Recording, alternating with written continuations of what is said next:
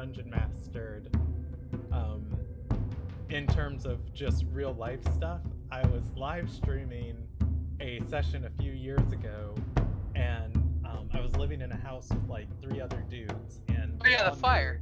yeah, I live streamed every Saturday night, and to leave me alone and to try and keep the upstairs part of the house quiet because I cared more about the streams being professional then. And my roommate goes around to the back of my window and starts screaming, and it's just like, Kennedy! Kennedy! Kennedy! And it's like, he's gonna stop. He's just being a dick. And like after 30 seconds, I'm like, pause the session. Sorry, everybody on stream. Go, and it's like, what do you want? You know I'm live. The house is on fire. Oh, all right, guys. Session's over. I'll see you later.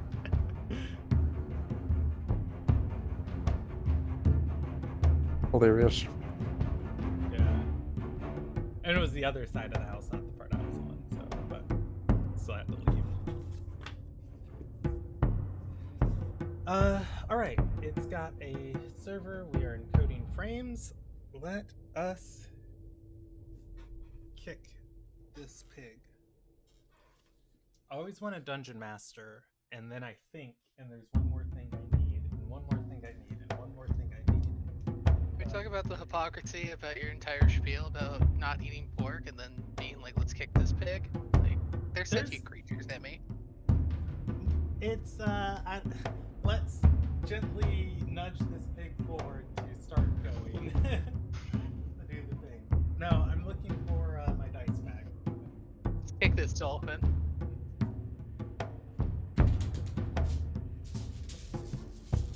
Insomni hates when I say that phrase. I was like, it's football. But I don't know. There's like in Alabama, you know, football's embedded in everything you do. Church closes on Sunday for football games. The true religion.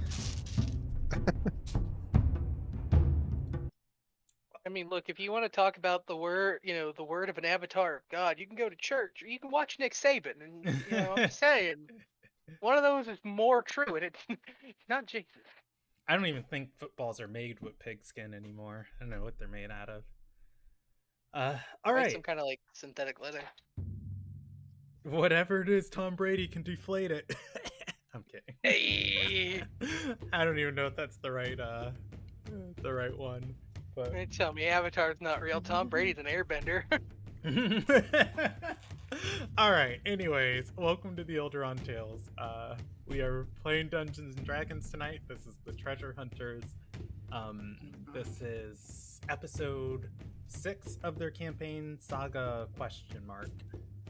And we'll figure that out eventually. If you are unfamiliar with D&D, one of the really cool things about it is a cooperative or collaborative role-playing game. We have a group of people. I'm the dungeon master. I get to present them with content. They get to work together to try and solve and navigate through it.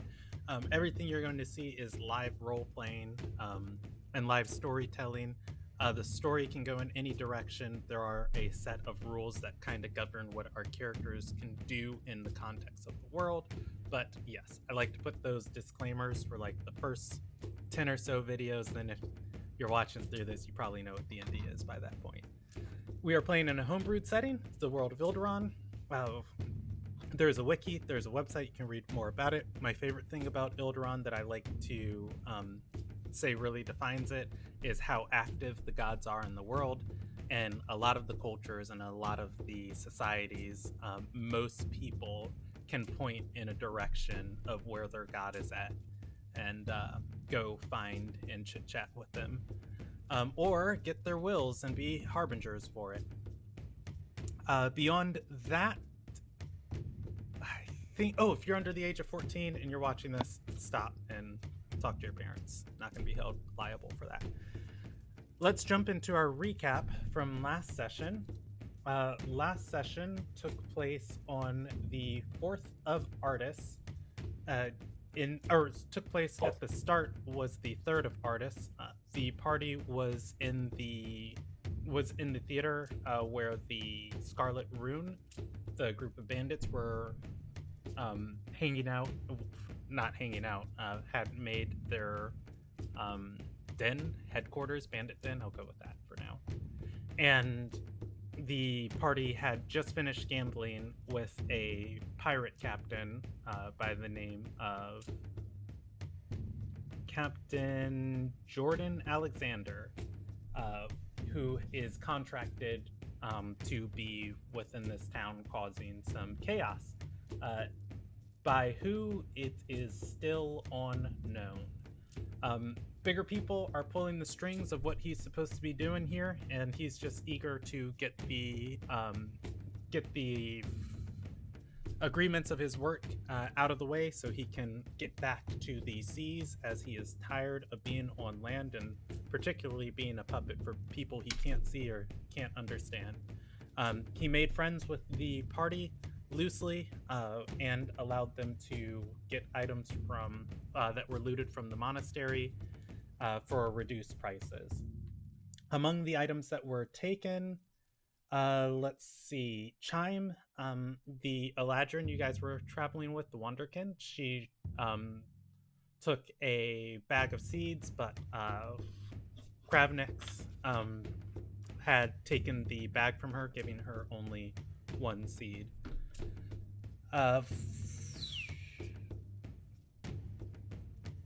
Searcher, my brain was just like Kinku, Kinku, Kinku, Kinku, Kinku, No Soul, Kinku, Kinku, Searcher, that one. Searcher got a small jewelry box with a note that was left in it. Alice took a tapestry, but she did not turn it into the ULC. And I believe, Kravnix took a journal with, or took a diary with some farming techniques in it. All of those things cost you guys various amounts of gold. I did not write down what Captain Jordan charged you for each of them, but I trust that you guys recorded it on your sheets. The note in the treasure box, or the note in the jewelry box, was left from somebody named E. The party has assumed that this is Elizabeth, the Empress of the Darkened Vale, and that this note is potentially very old. After doing some searching, or after reading the note, a weapon was taken and is missing from the monastery.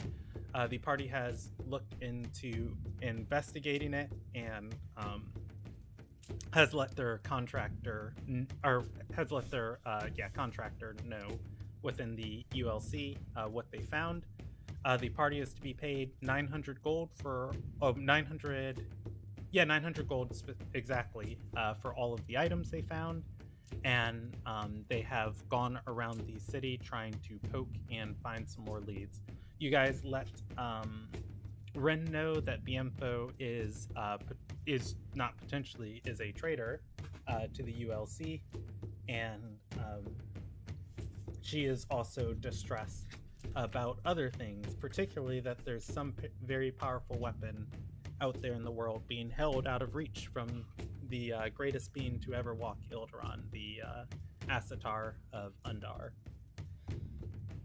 Vexed in how to proceed in both of these matters, Ren left to go talk with the other ULC members in town. The party went to the monastery. You guys were informed there would be a effigy burning tonight in honor of Asatar Barina Girius. And you all talked to Father Crass, who informed you more on what you had found. He informed you there was a leader of Elmark long ago by the name of Master Tior. She is dead and living in the southern marshes of Galkin as a Terai. She was fascinated with art from the Darkened Vale. Additionally, he told you in those other boxes what was lost. There was a map to the region with intercross etchings on it, and the other one was a dagger that was used by one of the first fathers of this monastery to embrace Asatar Girius's rule and deliver her brilliance to the people. The party got a small history lesson from Father Crass, and then they decided to go meditate under the sacred elm tree. Amongst the things they saw, there is some greater structure underneath the hillside that the Elmark Monastery is built into, and they also were... I don't remember what Kravnix asked, but he did get the name Asuin, which is the royal family for the royal family of the fire royal family of the Kayak Empire that lived in these lands long ago. If you remember, Havoc, what you asked, I didn't record it in my notes. You can share it, but to the best of my ability, I remember you asking Diamondith for some sort of lead forward into finding the rest of the treasure hoard. And he did not answer, but you did get that name on the wind. All right, with all that, let's start. It is currently the 4th of Artis. It is approaching midday. You all are in the you're all are in the nation of Elmark, or not the nation of Elmark, the city of Elmark, in the Elmark Monastery, sitting around the sacred Elmark, or the sacred elm tree. The attendants of the order of the monastery are preparing the effigy as you all stand up and get ready to go about your ways. And I will roll 1 die before I ask what you all want to do. So, all right. What would you all like to do today?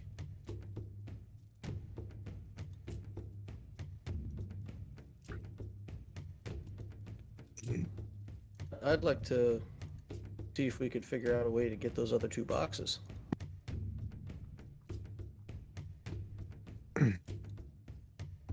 Okay. How about everyone else?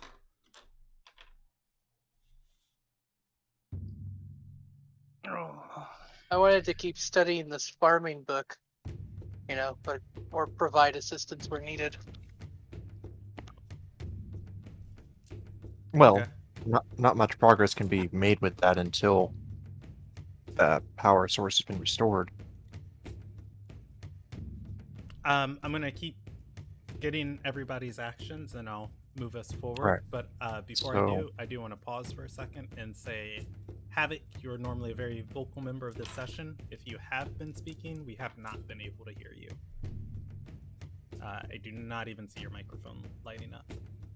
Otherwise, you guys can keep going.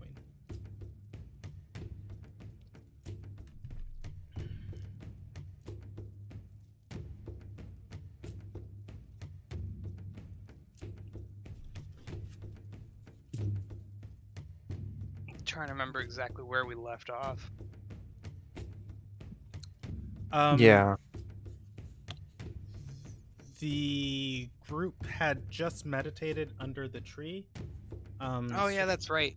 Yeah. Search for that item. Yeah, you just sat down and started thinking of something else completely. It was just like, Hello, what was this? hello. Ooh, I can Hello. hear you. You guys can hear me now? Yes. My Discord reset my mic input. It does that all the time. I hate it. Okay. Yeah. I had asked for what question your character asked. I was like, he's normally not quiet. He must be talking. I have quiet. been talking for like 10 minutes, and I just thought. And then once we started here, I was like, He's normally not this quiet. He's not talking to Nah, that I'm long. like I thought that you guys could hear me just fine. Nope. Yeah, Oh, no, go figure. that's the weird thing. Like every now and then you'll like be talking and someone will answer, like say something that seems like it's an answer. You're like, oh, okay. And then like 5 minutes later, you're like, you there? And you're like, yeah. I guess he's out here. Oh shit. Yeah, like I thought I was talking to you guys. I just thought that I wasn't being very helpful at this point. What Well, do you shall guys we, want to do? It's like, well, I Turns wanna out that go part was true. Screw Crabnix. I definitely wasn't being. Yeah, no, that's exactly what I had asked for. And then now I'm ready to. I had said that I was ready to agree with DL, whose character is Omnis. Omnis had said that he wanted to go get the other boxes, and I'm wholly on that idea.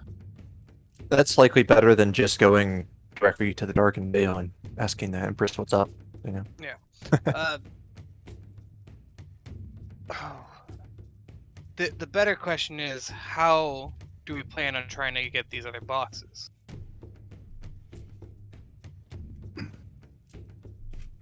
Yeah, that might be an issue.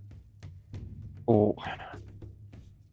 Well, I could impersonate the guard that vanished from their crew, but I don't know if they'll be happy with him. Otherwise, another full-on assault, practically. Could impersonate Because the captain last one himself. went so well. If I touched him, or really observed him closely. Well, these two don't necessarily understand that yet. Alright. So I have the ability to impersonate the captain if needed. Oh, I don't know if that's helpful. might depend if he's there. We would certainly have to wait for him to be not there for it to be effective. Two captains at the same time would be not very believable. Well, we could have some, maybe half of us stake the place out and observe it for a while. Ascertain their habits and how many are there and whatnot.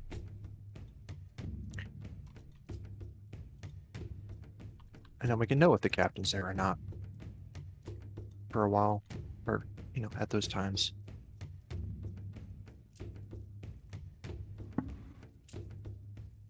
Just obviously, if the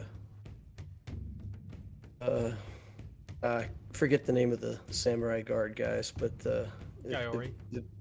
Gaiori. If the Gaiori knew about this person, obviously they had a lot of problems for him. Could we maybe, if he leaves and he's outside of his hideout and somewhere where we know where he's at, have them make some problems for him? Is that useful or not? The Gaiori, who are, of course, the favored fire of our wonderful Asatar, aren't the most delicate of As horses. you say that, We just Dante, I do want to make a note. You guys, anyone with, well, yeah, I'm gonna say the whole party is going to see the Gaiori are walking through the gates into the courtyard of the monastery. They have some digging gear on their shoulders, and they set down some bags and crates and begin digging near the effigy.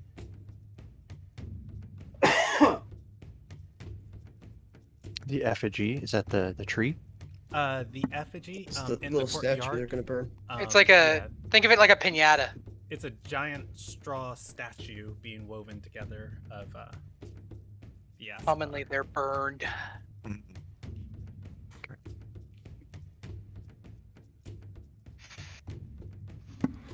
So just trying to think of ways, not necessarily to,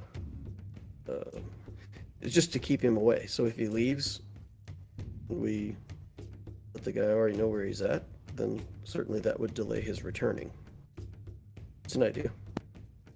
Yeah, as long as we don't think that their torture methods are so effective that they will figure out the location of his base before we're done. Yeah, that's a pretty big risk, huh? It is interesting that they're about to dig down to the structure we just discovered beneath this place. I Well, wonder. I mean, If sorry, what's the question, Rob? oh, I was gonna ask. So the festival is a common occurrence, right? It's like a yearly thing. No, the Phoenix Festival. This is a first-time event. Oh, never mind. Then. Are effigy burnings at all normal, or is this all new? I would say effigy burning, culturally is like something that happens. Probably knew that they're burning one of the Asatar. Would I know anything about the mechanics of how that gets set up? Because it feels like like they're government grunts doing government grunt work. Well, actually, I will But give you I guys don't know more if I'm information as you're sitting and talking in the courtyard. From these crates, the Gaiori actually start assembling something that would look more akin to a totem pole, except the different pieces of it that are interlinking together are made of crystal with metal encasings around them. They are digging it in. They've dug a base into the ground, and they are very quickly putting this thing together.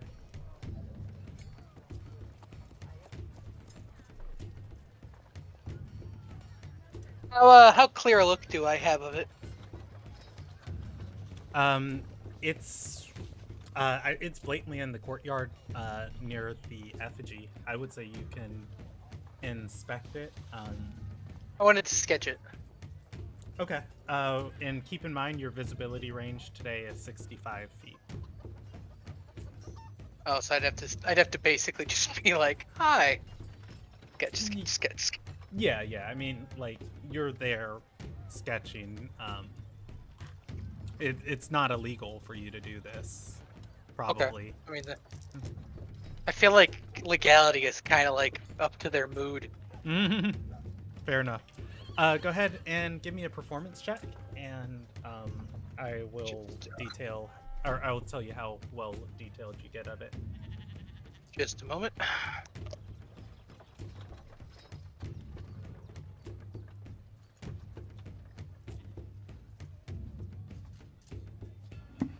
Would it be useful for one of us to cast Detect Magic and find out if that thing is magical?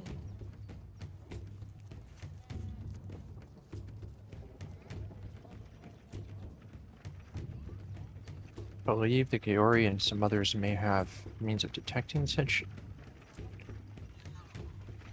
Might not be wise. Dante is able to get a accurate sketch of it.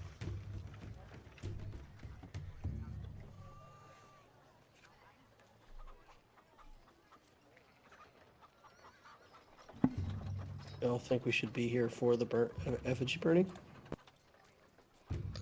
Seems like an event that might be worth keeping an eye on. Might be.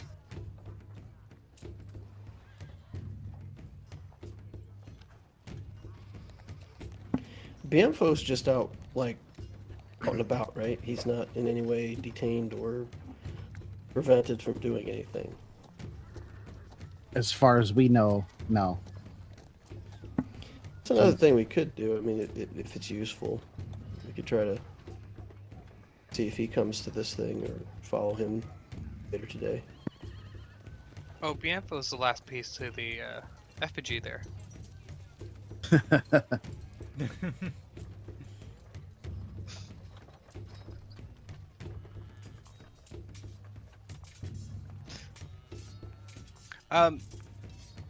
I I think I might have a way into the building, or another way of acquiring the other boxes. The Nice. gentleman, when we were there, he was stating that he couldn't find any buyers for them. Right? What we Basically. could do is we could go in, put, say, 50 gold down, say, we're going to place a bet on these other 2 boxes that were the similar size to this one. We win, we get the boxes. We lose, you then allow us to buy said boxes. So it's a win-win for him. We get to play cards. Oh. We'll do what we do. He'll probably watch me, so I probably won't do too much. But it gives us another chance to take a look inside, maybe acquire a couple more items, and get out of there. And we'd have a reason to be there. He's bored, he wants to play. He did invite us back to play again. Doesn't need to be necessarily exactly as that plan goes, but How effective would this plan be? I'm confused because it seems that he either is going to shoot you on sight or will gamble with you. yes. Interesting. Yes, they're basically on okay terms with us as gambling buddies, but that's about it. Not exactly friendly, but almost. He did offer me a job.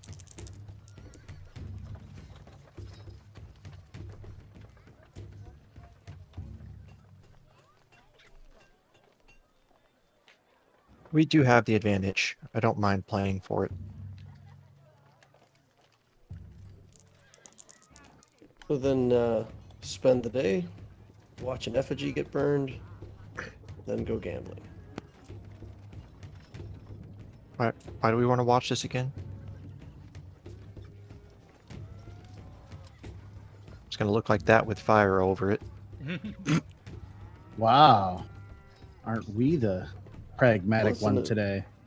It's an event to honor our Assatar, and perhaps could be eventful. Maybe there's something that will happen here, other than just the effigy burning. I Be of mean, interest. it's also historic. We've never held a festival like this before in Undar. Let's see. I'll be back in a while then, and I go inside the building. Okay, you're going inside the monastery. Yeah, What are you want looking to for while you're here? I want to explore, see if I find any ways to go deeper down, like any actual connection to that structure that was beneath the earth. Okay, that's not going to be something you're able to easily do quickly. I'm not going to do a room-by-room layout of the monastery because I don't have that yet. But what I will let you do is tell me how long Yod wants to spend searching, and then I'll let you roll an investigation check, and I'll tell you if you stumble into anything interesting. A couple hours. Okay. Give me an investigation check, and I will get back to you. All right. So Yod is going to wander off into the monastery. Dante, you're able to finish sketching that pillar. As Yod goes wandering off, the Gaiori are admiring it. It looks to be about 9 feet tall once everything is set up and interlocked. They are going to be chatting with one another. Does anybody want to do anything else, or are you guys just gonna bumble around town?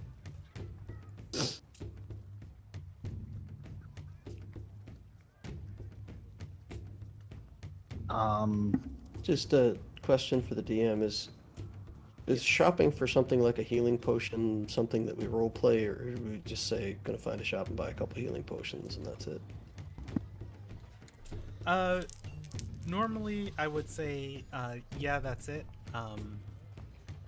Unfortunately, in the situation that you guys are in, there are not a lot of those. There are just not a lot of shops and stuff in town yet. Resources aren't super accessible here. Okay, so the rebuilding effort still hasn't gotten that far enough along. That's Yeah. easy. Gotcha.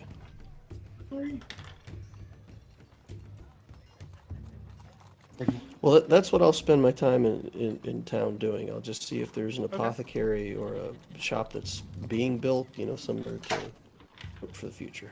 All right. So I got Yod inside the monastery. Omnis going into town.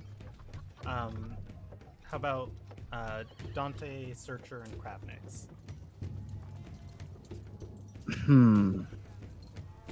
Well, Searcher has a bone, and he's going to be searching for a lead on it. We have kind of like an idea of who E is, but we're not 100% sure.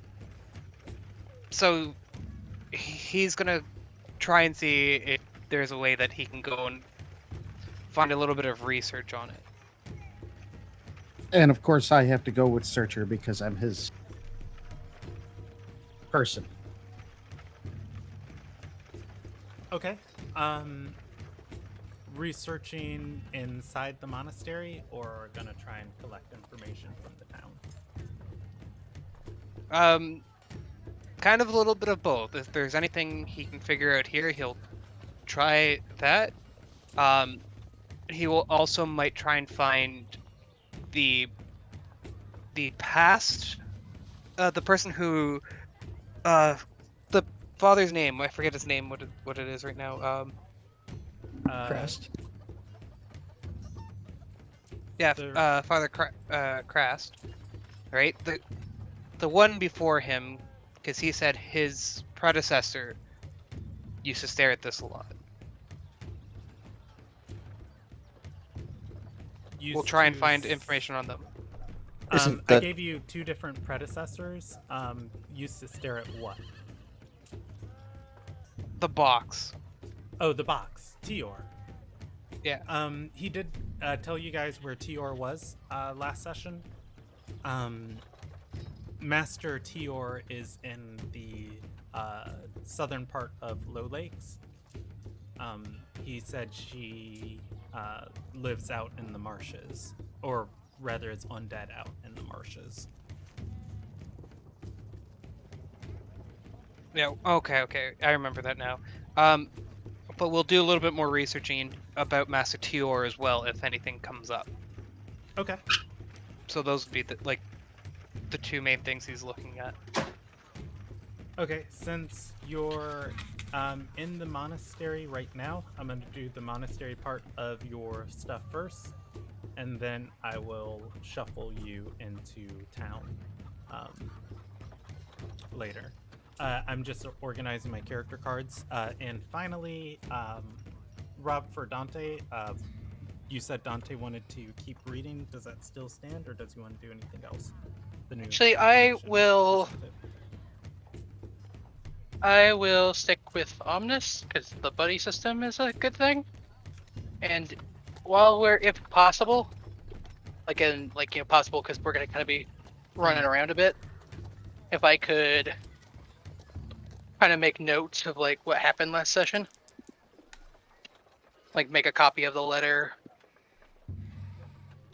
I think you already made a copy of the letter. I gave it to, I think, one of you. I don't know if you kept it. Oh no, Searcher would definitely have kept it. Can your quill walk and write at the same time?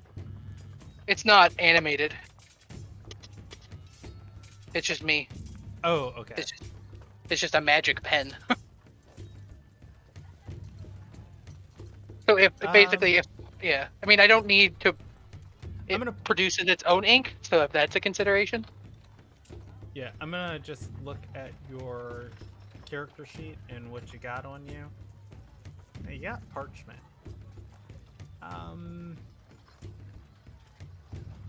I'll allow it. It's not gonna be pretty.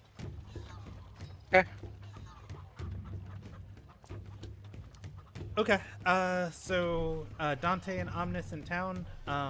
Yod, going deeper into the monastery. Searcher and Crabnix looking for information on Master Tior. Searcher, give me a Or anything on E as well. Okay. Now, one thing I thought about actually is also the Searcher was raised as a slave. Would he necessarily know how to read? So you get language choices from your race and background. Yes. As a character with the Tasha's rulings, or as a player with the Tasha's rulings, you have the ultimate say-so in what languages your character knows and doesn't know. Literacy is assumed in 5th edition, but as a player, you can say your character is illiterate. Ultimately, that choice is yours. Whatever you decide right now, we will be consistent with it in the campaign. Okay, so I'll say can read, but at like a low level, so it's like very slow and like sounding things out. All right. I'm gonna just put on Searcher's character card. Doesn't read fast. And just like the dog went outside. All right. So give me a investigation check for Searcher poking through the monastery.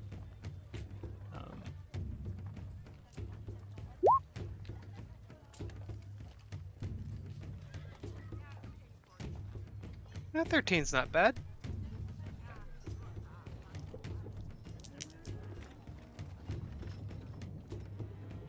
All right. I'm going to start with Yod. Yod, for the first probably half hour of your search, walking through the rooms of the monastery, looking for anything that might be like a secret passage or something that leads into catacombs, or a set of dungeons. You are not going to be able to find.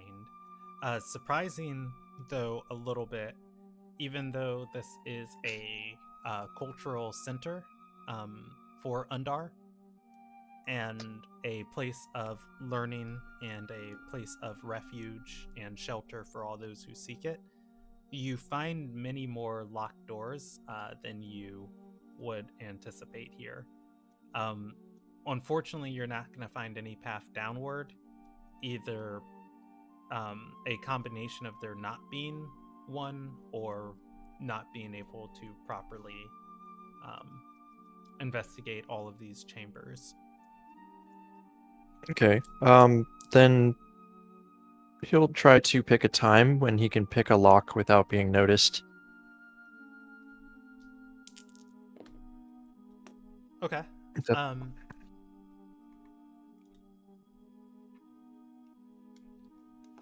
You. Okay. And- You'll find yourself. I'll put you alone in a passageway. I'm giving you a random door that you're stopping at that is locked. Knocking on it, no one answers. It does sound like there is a bigger room beyond. Okay. Shall I roll the lock picking now? If you would like, go ahead and go for it.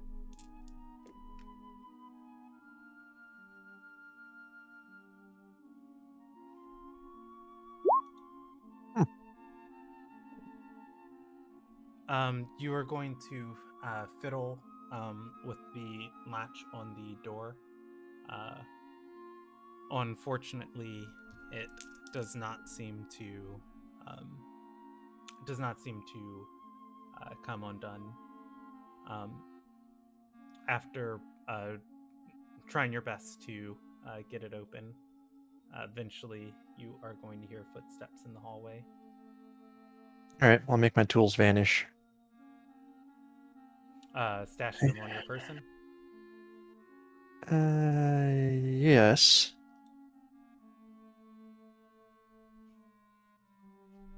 And then I'll go ahead and walk toward the person if they're coming my way. Or rather, are they coming from the exit side or some other side of the building?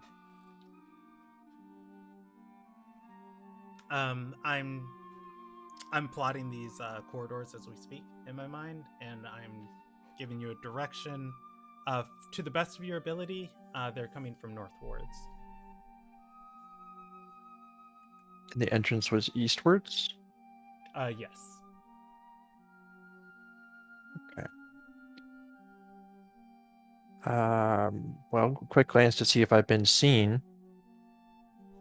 You are not being stealthy. As the, I would say, as they enter this corridor, you would be seen. I'll go east. Okay. Maybe a bit quicker than they are. Try to go quiet. Okay. As you head eastward, the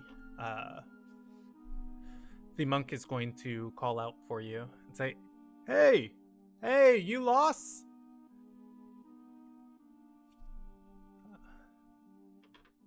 No, I turn back and say, yes, I've pretty much lost my way.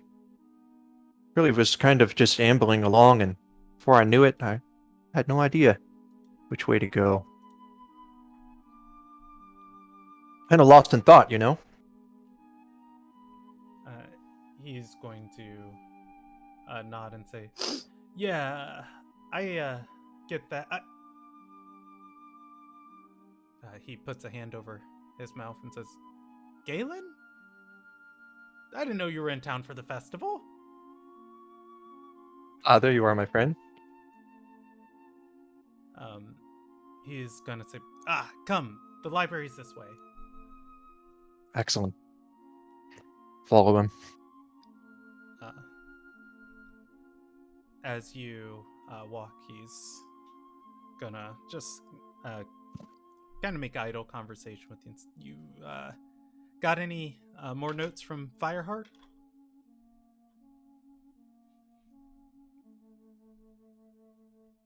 Well, none that I'm really able to share quite yet, but soon, I hope. He'll say, "Bah, you'd think history would be history, but the Gaiori are always discovering something new. Updating records." And yourself? What have you been researching? He's going to... well, actually... he's gonna say, you know, the Gaiori and their fascination with the Kayan ways. I can't really say much more than that, but I'm happy to be in Elmark for a little bit. I used to, when I first started my path on faith, I started in these halls. Father Crass needs the help, though. That he does. It's great you're here.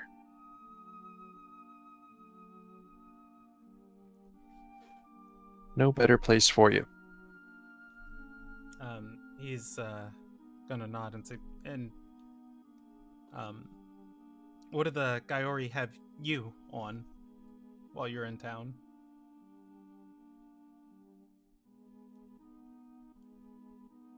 Well, a little bit of ancient architecture and checking to make sure that a few things go smoothly. He's gonna nod and say, you heard the rumors that the Acitar is coming to the festival? He'll just tap the side of his nose and wink. So We there's shall see. rumblings about it in Fireheart, right? Gives a little nod. Don't go telling everybody now. Yeah, he's gonna shake his head and say, you know, gossip, it's like wildfire. Sure is. What's she gonna do while she's here?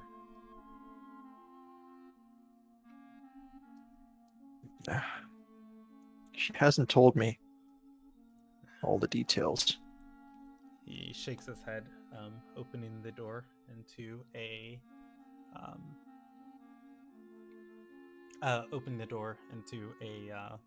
small library. There are bookshelves here and multiple tables where people can sit and study. Unfortunately, looking around at the shelves, I would say every other shelf is about half full with books. He's gonna say, sorry, place got looted last month. We're buying what we can from the merchants the ULC is bringing in, and the rest of our order, or the rest of the orders coming in and recording whatever we can. I was hoping you'd brought a shipment of either notes or scrolls from Fireheart. Make our jobs a lot easier here. Soon that should come. This is a very sad sight to see. But I will go over what you have here anyway, and hopefully bring some more order as I pass through.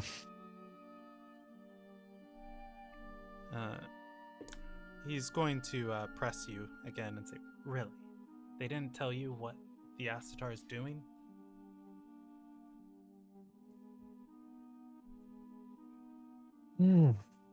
Well,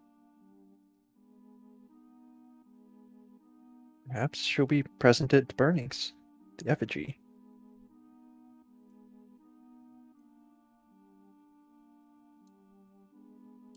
Keep an eye out.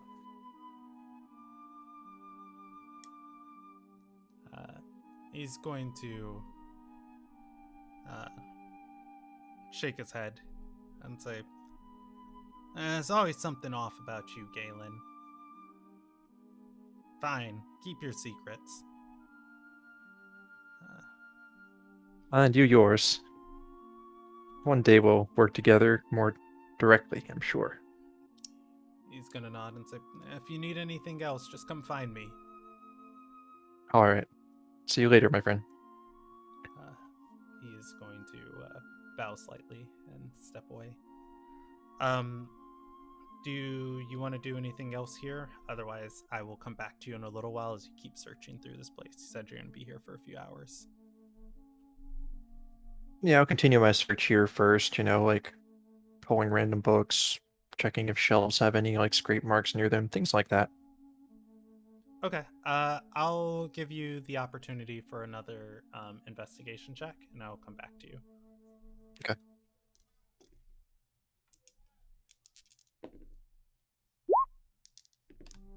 Oh my goodness Even gracious. worse.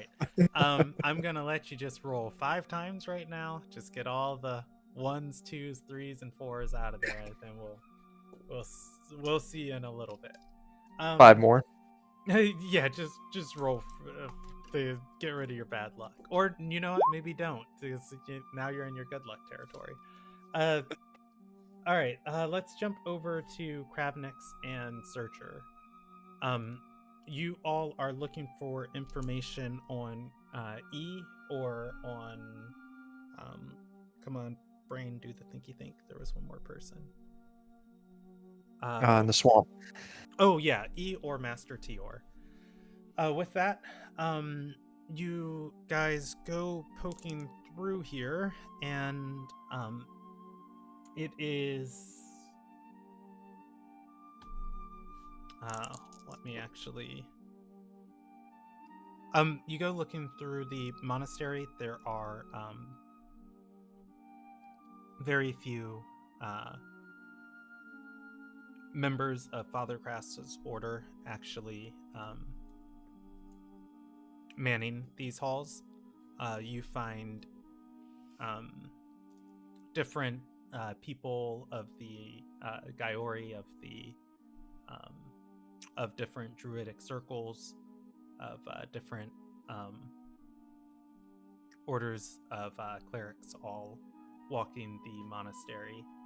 Very few that seem similar to the Elmark order.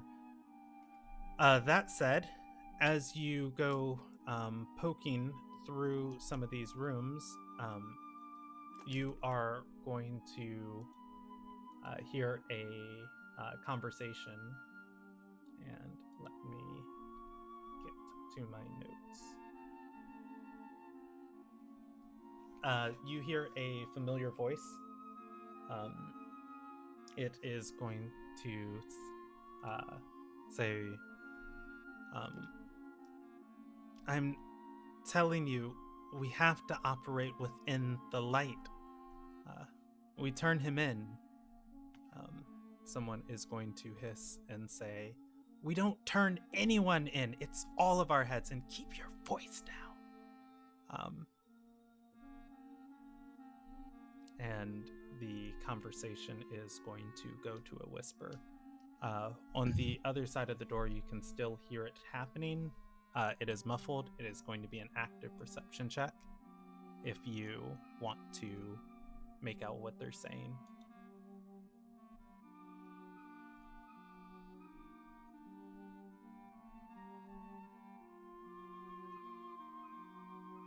Okay, I'm down. I'll listen.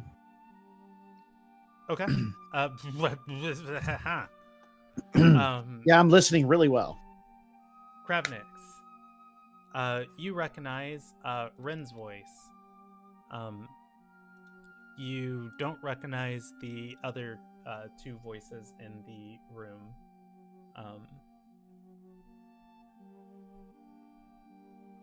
And let's see. Let me get this other person up. You don't recognize the other two voices in the room. Ren is going to continue whispering and say, did you know about his schemes? He's selling us, or he's selling us out underneath, or under the table. The other woman is going to say, no, I don't know, but he's just as closely associated with the ULC as everyone else. And if we besmirch his reputation, we besmirch our own. Another person in the room is going to chime in and say, I'm inclined to agree. The Gaiori are not careful when they decide to distribute justice.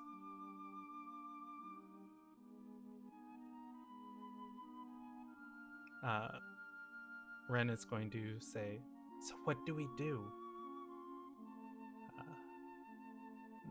The first person is going to chime in and say, you invited all of these contractors to the city.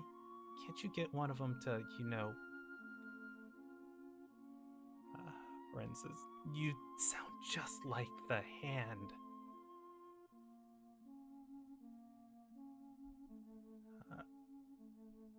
The woman responds with, I'm just saying, if it's his head or ours, be better if things are handled quietly.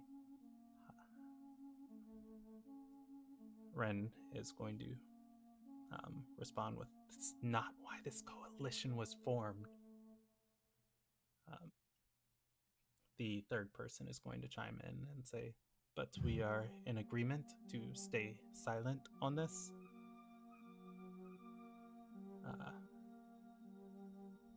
The first person responds with, "Yes, but we don't include him in any more of our dealings. It's too dangerous and we don't know what his aims are."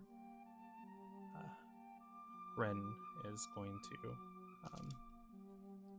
say, "Okay, especially with all the Gaiori in town."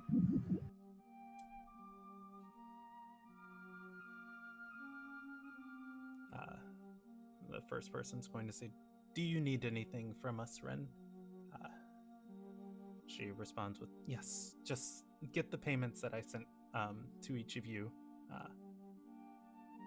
back to me. I've got a wealth of people here for coin that need it." They both. Oh, you can't see any other gestures. After a few moments, you guys hear footsteps coming towards the door. I quickly walk away and grab Searcher and pull him with me. Okay. Do you try and be stealthy at all? No, I just like walk like a few steps and then start casually walking.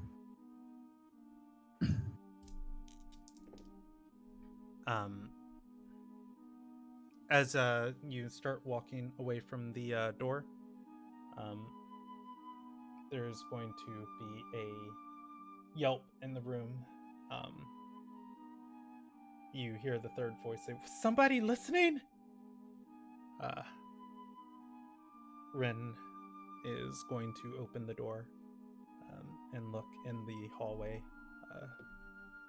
seeing you guys walk away. And what is her disposition to you?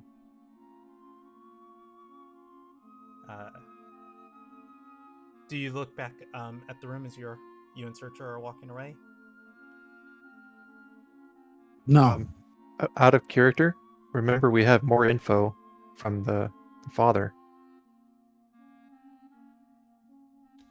What do you mean? Like Father Crass mentioned that all this stuff happened to the monastery, and it was what's his name that got the info from Father Crass, basically. The info.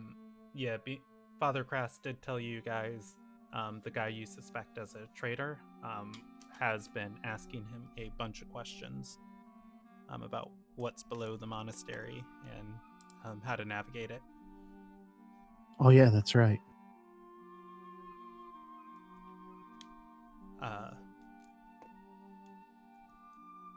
Ren is going to... Does she call for you guys? No, I think she'll just turn and walk in a different direction. Otherwise, Searcher, you are going to be dragged away by Crabnix. And as a twist of fate, you are going to find yourself turning into a room that is the monastery library. Unfortunately, the shelves are not very populated. There does seem to be... Oh, wait, no, you recognize Galen. Yod is here poking around. You look for a book on E or Master Tior.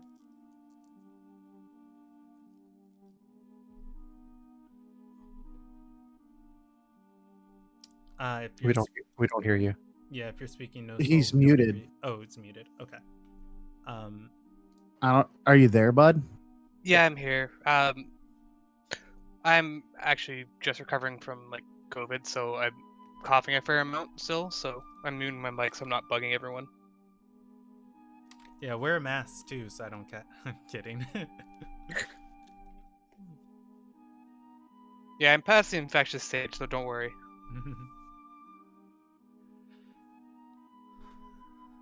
So, I'm assuming you searched the shelves. Oh yes, yes. Okay. Gonna search the shelves. I rolled you a d4, uh, and you are going to find 4 pieces of 4 pieces of literature that relates to what you're looking for. Um, you you find this by who I think somebody showed you guys the symbol of the darkened veil. Um, one would have a similar stamp on it to, I think, Dante showed you guys the symbol of the darkened veil. Somebody, for some reason, I did show this campaign that double eye. Yeah. I think it was symbol. on the actual box. Oh, yep, it's on the box. That's where it is. I was like frantically looking through my notes of like, why did that come up? Yes, it is on the box. You are going to be able to find a scroll with that symbol on it. You are going to be able to find something penned by Master Tior, and the other 2 books I'm going to say are common history tomes. I'll mention to you both that the Empress herself may be here for this event. That's the rumor.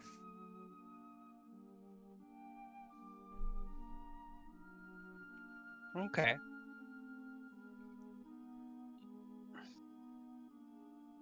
One of the monks was talking to me as he brought me this way.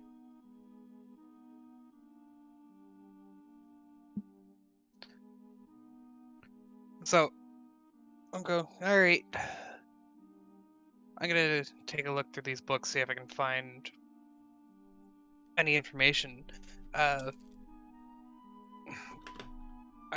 look over at you guys and go, "You guys feel like up for helping?" Sure. Well, I'm here. I might as well. Alright. Out of character, Brandon, could you remind me, Fireheart, was that just the overall arching organization over the Gaori, or was that something else? Your character would know this, so I'm not going to make you roll anything for it. Your organization's name is a intentionally contrasting Fireheart. Fireheart is the capital of Undar. It is Gotcha. the home and seat of Asatar Girius. So basically the name of the city itself, or? Yes. Okay, Fireheart, capital city. Thank you. Yeah, and your organization's name, the Frostheart. Right.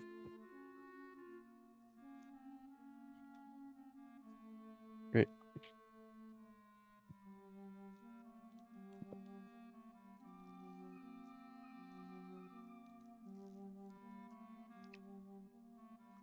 Okay, so Searcher and Kravnix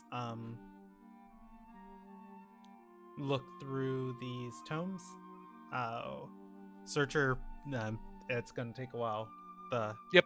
dog runs fast. I kid. All right. Let me make notes and I'll get back to all of you. Do you guys want to do anything before I come back to you? So you can use my 3rd investigation check for this. Searching for book. No, you would have to roll a new one. And Okay. I won't make you roll for reading a tome, or for reading a book. It takes time. If you want to do it quickly, I would make you roll a history check, or just a flat intelligence check. How quick can you speed through the information and stick it to memory? I'll be right back. Better just use time in my case. Okay. It's fine. There's a reason Searcher is like, hey, you guys want to help me with these? Let's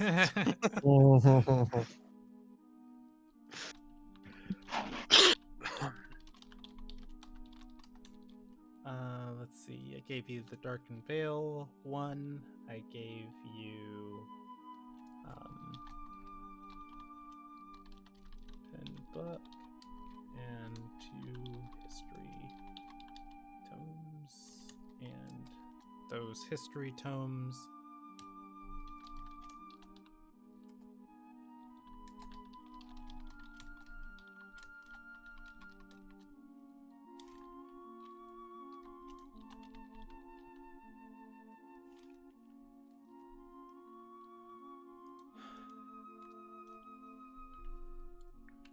All right. I will come back to you all. I'm gonna jump over to Omnis and Dante. As you guys leave the monastery walls, or the monastery courtyard, the first thing that is going to be super evident to you guys walking down the hillside and into the sections of town that are being built up, you are going to notice the Gaiori here and there, and those pillars are springing up all over town. On your walk to the town square, I am going to roll a d6 plus a d10. That'll be how many you guys have seen. You've seen at least 10 heading into town. That said, you guys know some shops have been able to be sprung up over and across the river. Otherwise, if you don't want to go poking around in the sector. Oh, you guys don't know that because this group hasn't been over there. I'll say, how do you guys want to start looking around? You want to ask somebody in the crowd? You want to look for a Gaiori member?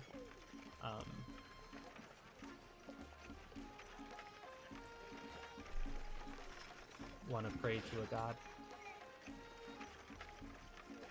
If there's other shops that are open, I think we could start with just, seeing what kind of shops are already opening up, and then inquire about what we're looking for. Okay. All right. So I am going to send you guys to some of the places I already have put together. A part of the nicer part of town. Blah. A nicer part of the town that is being rebuilt quickly on the river. You guys will find yourselves over in Clear Forge, a building that occupies most of the shop fronts, walking down the road from the bridge. It has a sign outside of it that says Giannis to last. There are different mannequins in the storefronts behind some of the windows. All of them are draped in elaborate garments. Through the windows, you can see 2 people standing inside and talking to a shorter woman. She is measuring them.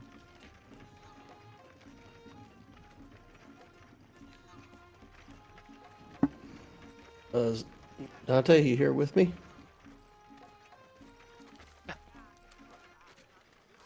Oh, Yeah, out of what's up? character. This might be the lady that set people up for the ceremonies or something.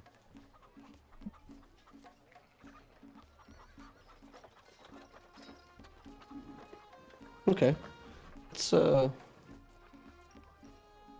let's walk up to her and introduce ourselves and say hello.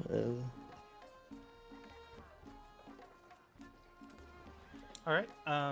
Now we're not new. We're not necessarily new to town, right? We're from here. Is that correct? Oh, you Thinking guys my character. are from Undar. Specifically, Elmark was destroyed, and this was a enemy camp during the war. It was occupied by foreigners, and when Undar won the war and the town was abandoned as a war camp, people have flooded back into it. So everybody's a little bit new, but regionally, both of you are from Undar. Let's say I'm from the capital, aren't I? Yes, you do remember where we placed your school? I believe you said it was in Fireheart. No, it's at a Well- coastal city called what? You got it? Yeah, Okay. I know. I just know I'm not from Elmark. Yes. Oh, Okay. hey. Actually, if you guys look on the bottom right part of the screen, it's a layout of the shop. Stepping into the shop, though, in the central area, you're going to see this dwarven woman, and she is measuring.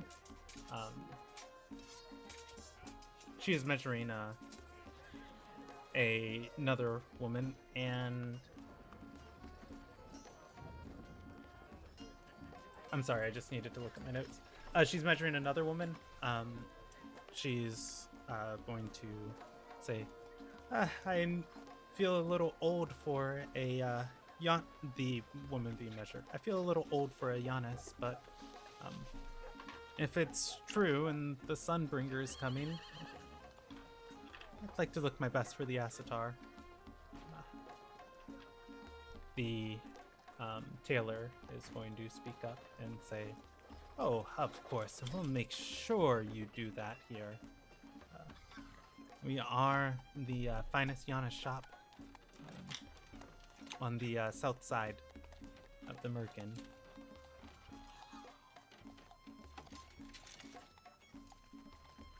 She'll look up at you guys coming into the shop and say, will both of you be needing garments for the effigy burning tonight? And if you just wait right over there, I shall gesture to some benches. I'll be right with you.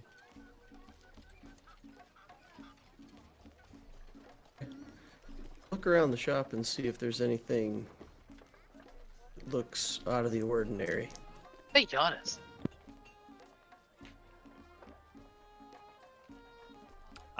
You can roll me a history check, or if you just say that out loud. I will give you a history check. Okay. It's a culturally specific dress garment, or important.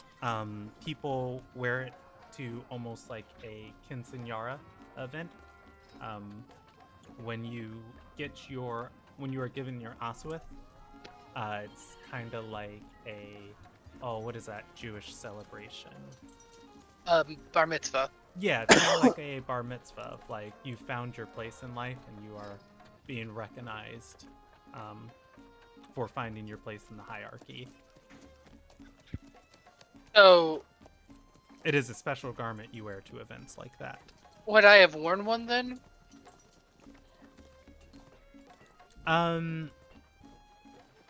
Generally, if you want to say yes for your character, I will let you say yes. Generally, these are for people who can afford to celebrate it, so it would stand with your character's social status.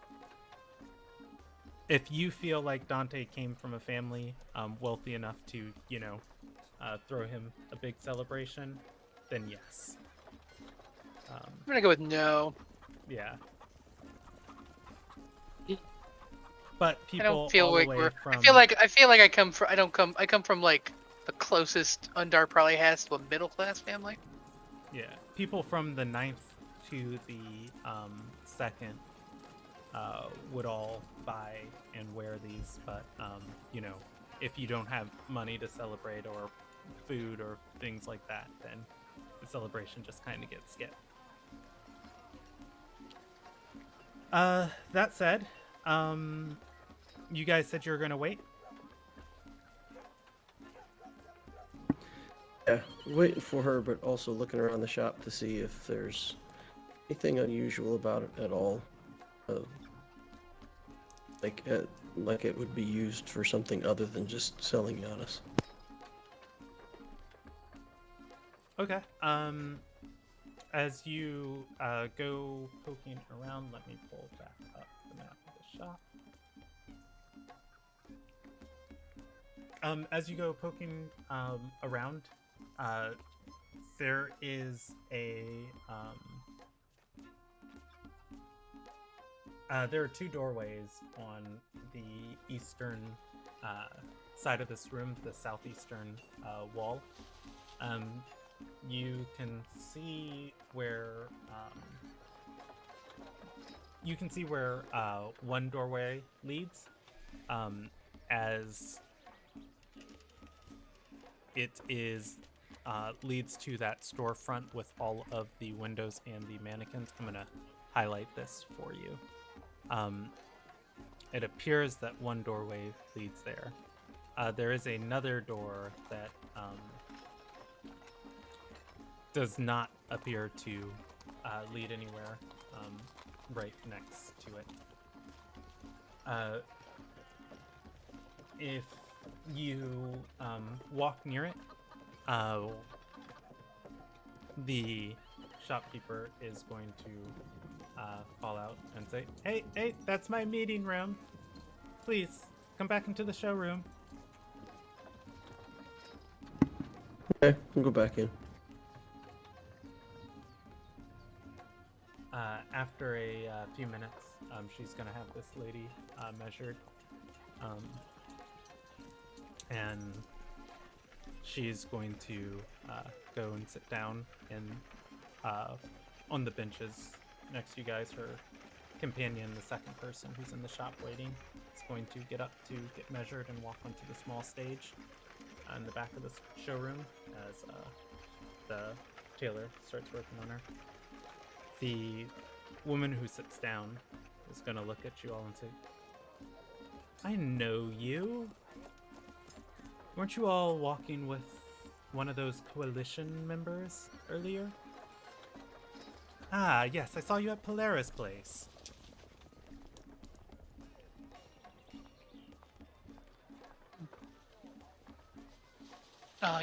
Yes, ma'am. I'm currently contracted to her for the ULC. She's going to nod and say,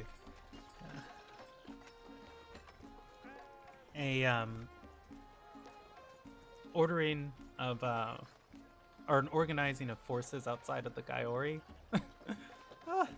It's like a Lonagian guilds. I think you know they'll have us trying to stamp parchment every time we spend a coin.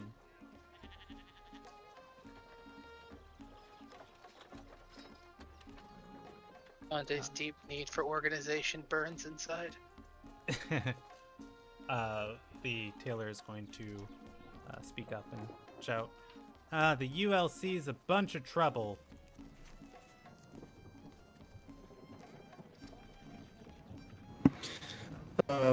Curious why you say that. We're trying to help make things better. She's going to look up at you, go roll her eyes. She's smiling the whole time. You can roll me an insight check to try and discern the intent of her action.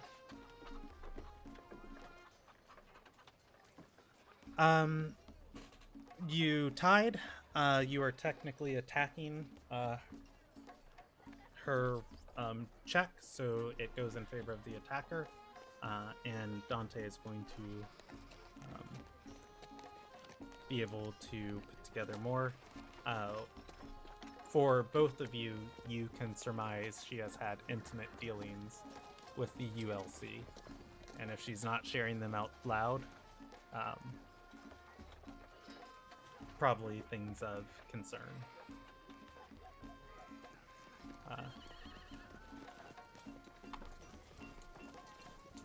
At which point, she's going to speak up and say, if the Gaiori execute you and burn you at the stake, at least you know why you're being burned.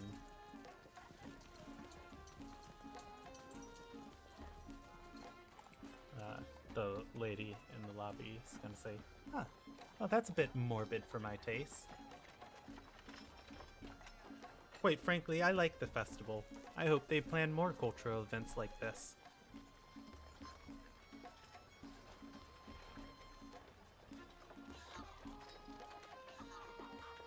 It is strange, though, that the Gaiori have shown up to town in such force.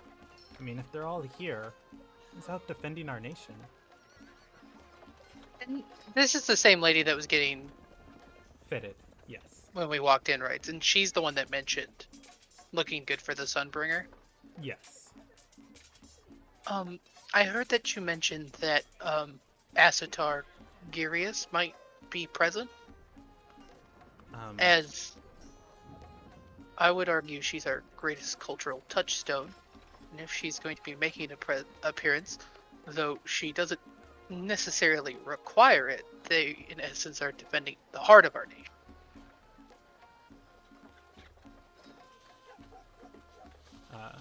She's going to say, well, I mean, that is true, but I mean, Asatar Girius can command the fires of Ilderon, control the magic of the world. She doesn't particularly need Gaiori knights following her around. We were just at war. She'll shrug and say, a war we won. And that mountain savage will probably think twice before he rises from his tomb this time.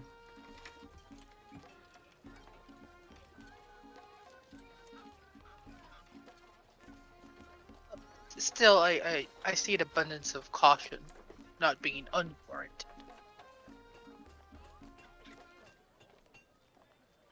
The other woman getting fitted is going to chime in and say, yeah, I like having the Gaiori around. They make me feel safe.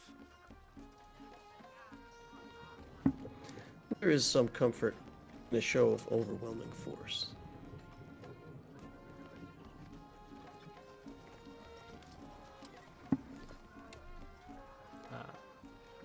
The shopkeeper is going to chime in and say, I do appreciate your business, and I will work my best to ensure that your Giannis's are ready for tonight. But I do want to caution you that these are likely just rumors you're chasing.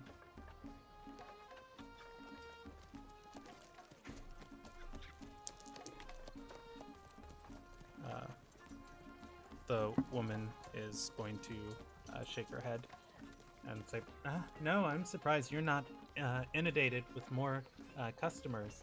I can assure you, if you had my contacts, you'd know this is for certain.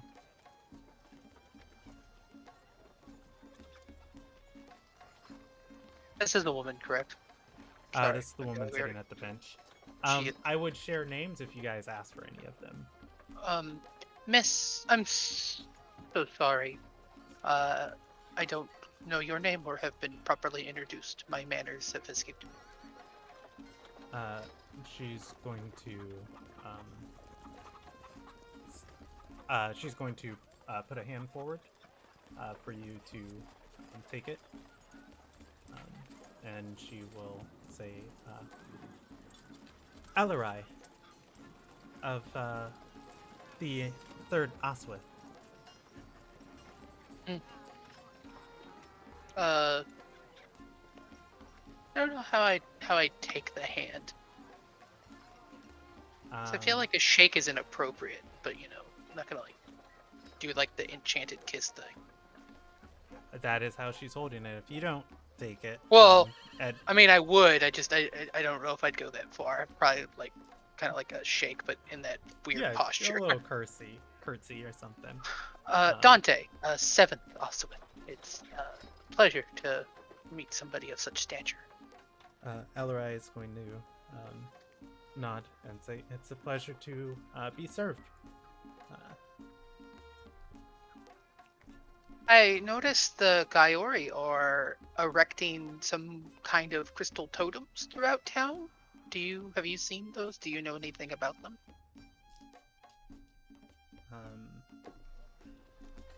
She is going to smile and say, "Well, I can't tell you who I heard it from."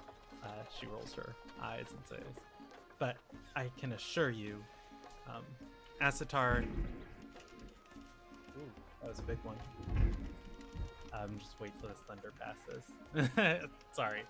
She's gonna say, "I can assure you, or I can tell you, Asatar Girius is planning on removing this fog, or this damn mist. She's gonna bring the sun back."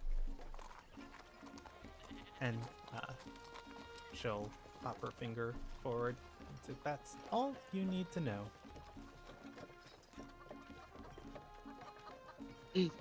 Astounding. Sounds amazing. This mist has really been a menace. She nods. The shopkeeper is going to chime in and say, "I hear it kills people out on the roads. Haven't seen it for myself, though." The Alarai is going to say, "Oh, yes, Lideth, I've heard the same things. But I've yet to see it also."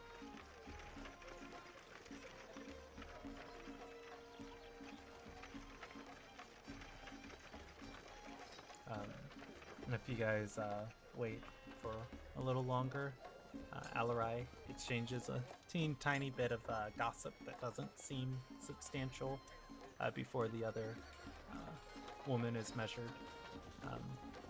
They both thank Lydeth for her services and leave. Lydeth is going to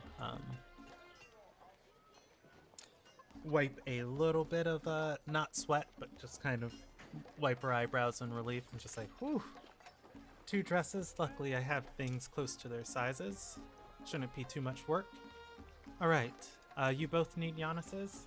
Should be all my orders for the day." She gestures to the stage for one of you.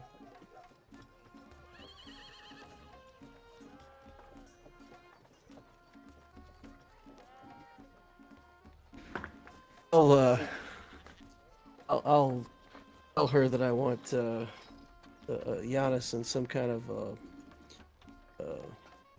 fire motif to honor Asatar. Okay. She'll start taking your measurements. And she's gonna speak up and after a few moments of measuring you and say, "You mentioned the Liberty Coalition? Who are you contracted through?"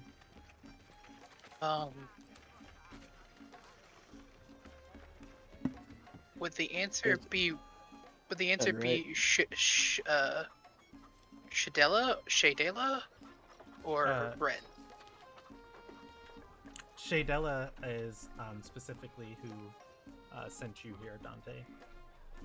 That was my question. It was like, was that more like the recommendation to then work under, or Yeah, either or.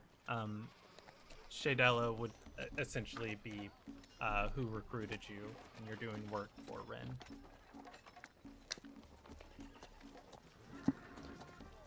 I'll explain to her that we're working for Ren.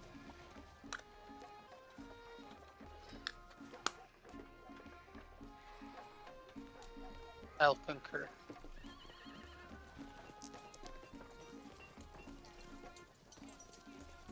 She'll nod at that and say, well, you all just be careful while you're in town. So, are we the only ones in the? Is it us and her, the tailor? Yes.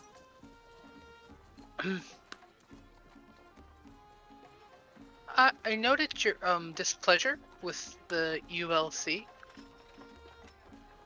before, and it appears that perhaps they or a representative has harmed you in some way. She's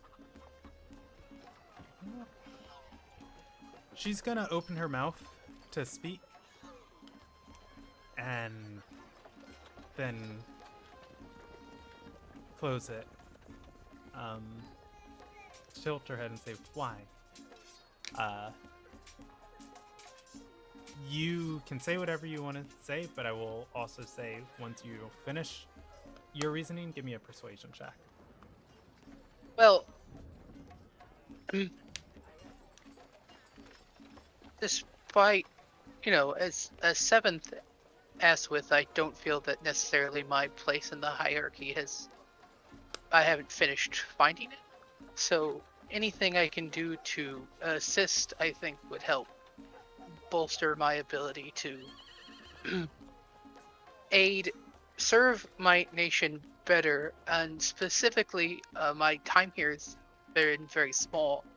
So if there's a way to make the organization better by weeding out its bad parts, or learning that the organization is not going to bolster our nation, that's information that would be keen to have.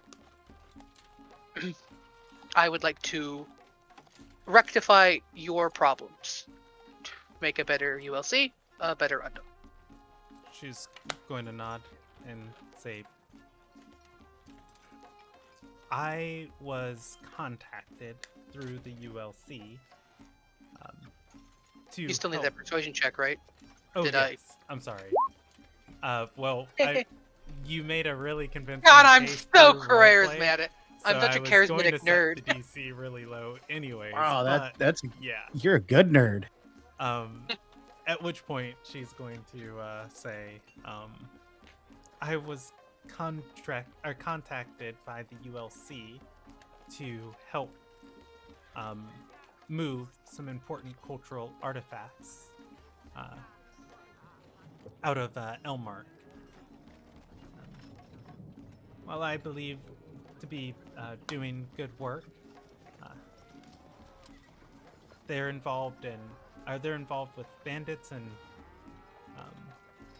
all other manner of people coming in and out of the city, and nearly lost my head for it last night. Do you happen to know who contacted you, or was it an anonymous message through the organization?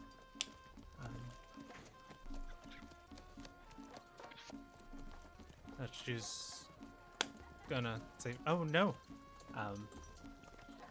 I was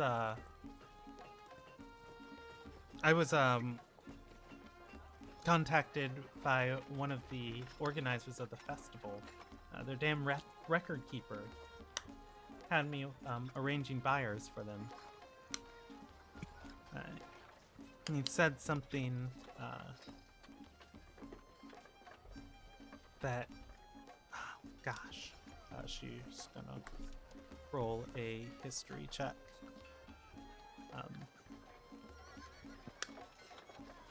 He said something that the Gaiori were going to destroy whatever they could get their hands on, and things needed to be removed. But the Gaiori protect our culture. They don't destroy it, but I was a fool for trusting them. You mentioned almost losing your head. Was it a result of the duplicitness getting you in trouble with the Gaiori, or the unsavory contacts you were led to? I was to find contacts interested in obtaining relevant pieces of Undar's history and culture. What I thought was an important discernment for Bienfo and his sellers, it turned out not to be true. They were willing to sell and work with thieves and cutthroats and people that kidnapped me out of my own shop.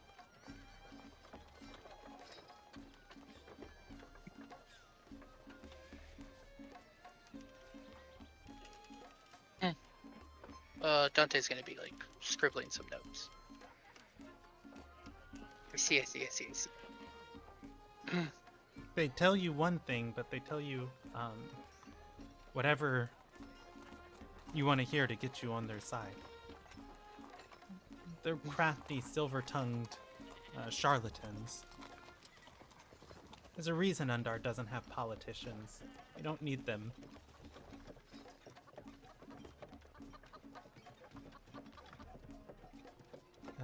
Do you believe that they're doing any good? I mean, individuals may or may not be ethical and kind, and you would expect within the organization, but you think as a whole the entire organization is accomplishing nothing? She's going to shake her head and say, "No, this festival helped me get my shop back, and I have to admit, I've made quite a bit of coin by being the first one to have my walls back up and my wares brought in." What But- could we do to change your mind about the organization? What do people need to see to give us credibility?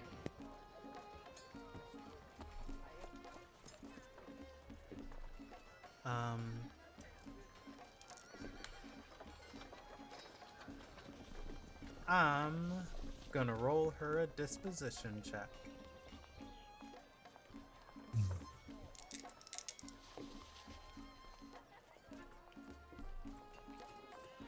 Do you guys want high in your favor or low in your favor?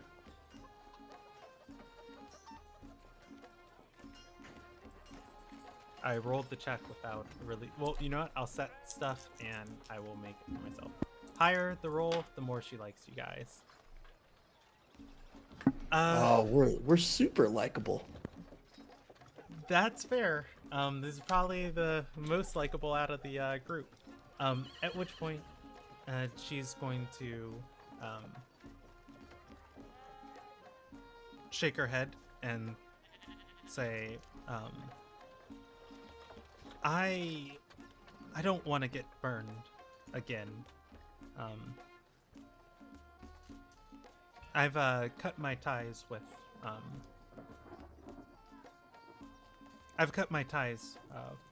finding buyers for the record keeper. I don't think he realizes how close I came that night to death. To be rather blunt, Miss, I don't think he cares. My brief time working with the organization, you seem to have encountered the surliest among us. She's gonna nod. If you could bring him to my shop and have him formally apologize to me, and acknowledge and appreciate my place in the hierarchy, I might think better of them. I can certainly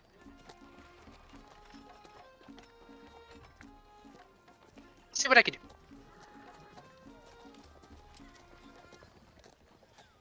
I will not promise results, but I will promise earnest effort.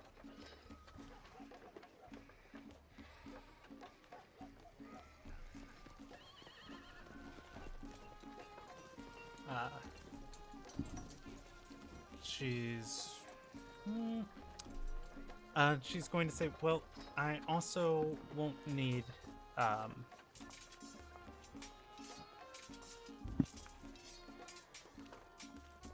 a few items that he left behind for me. If you could tell him to retrieve them from my shop, I would greatly appreciate it. Are they cultural artifacts by any chance? She's going to shake her head and say, no, they're equipment.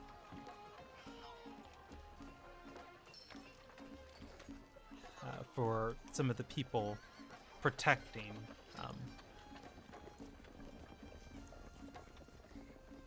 the items we were selling.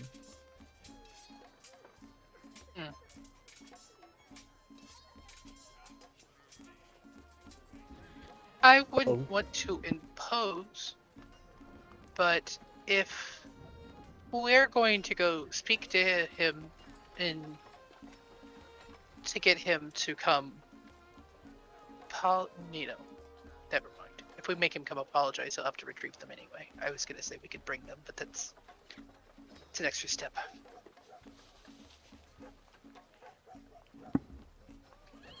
We sincerely appreciate that you did try to help, and even if those others may not have the gratitude, we certainly do. And just curious, are you aware, among the shops that have risen in the city, are there any healers or apothecaries or any shops like that that you know about? Let's see.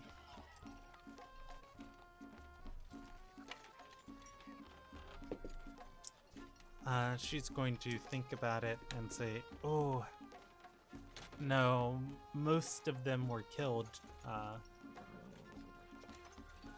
during a Cortis's invasion.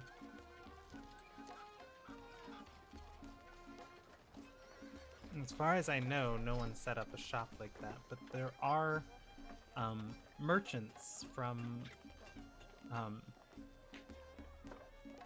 something called the Ruby Alliance coming into town with many wares. They're the ones who dropped off all this stuff in my shop on behalf of BMFO. They have a way of obtaining things.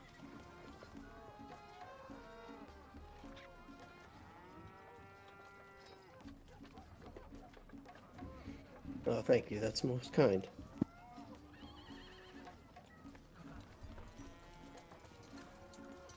She's gonna nod and say, you'll know them by their ruby amulets they wear. They're like some gigantic guild.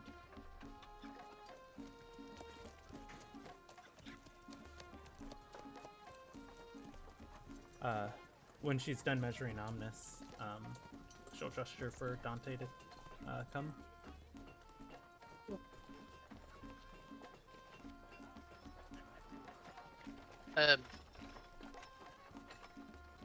Gonna hand to Omnis my books.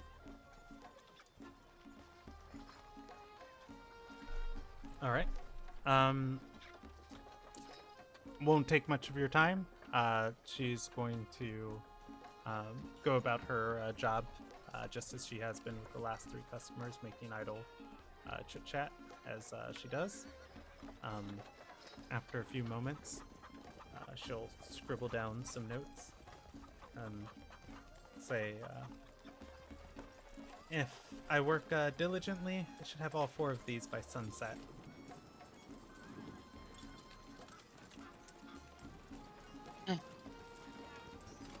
Then that's when we'll return.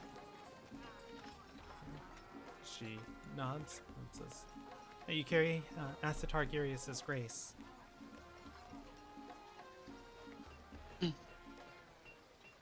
You as well. All right. So you guys have learned Lydeth's shop probably has some shady black market stuff inside of it. You guys can come back here later today to get your clothes, or try and talk to her more. You also have a little bit more info on the info. The other 2 groups, I know what they're doing. What would you guys like to do? And then I'm going to jump over to someone else and then try and pull everyone back together.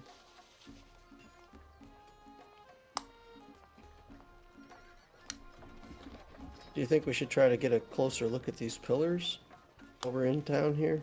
See how many of them there really are. Try to get like a better idea what kind of network they're building to blow up the mist. Might be a good idea to give them a once over. Their construction, maybe their positioning has some importance.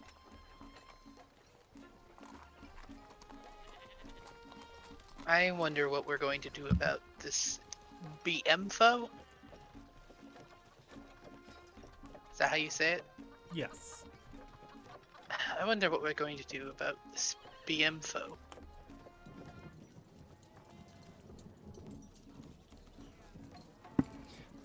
I think we should make use of the information that we do know. And he's probably low-level operative of some sort, and it's much more important who he's working for and to what end. So Yes, I was thinking that his shadiness isn't something we should abide, but perhaps it's something we can exploit. well said, my friend. Well said. I'll hand him back all of his books and stuff. Make sure he's properly kitted out. Yeah, the books make me a 36, so. Out of character, you guys probably overheard us talking about BMFO previously. Oh, No, that's the thing. Yeah. I wasn't super shocked. Like when she mentioned it, I was like, I know probably who fucked around with you, but I was like, I kind of wanted her to say it, so it didn't seem like, might affect my credibility if I already knew he was shady. Mm-hmm. Very good. So you guys go looking for one of these pillars? Indeed, I think that's the next thing on the agenda while we wait for our cool dresses. Okay. Walking down the road, there actually takes you guys a little bit of time to find one on the south side of the river before you finally find 2 Gaiori knights assembling one. Would you like me to go into more detail than before as you guys watch them, or do you guys want to do or say anything?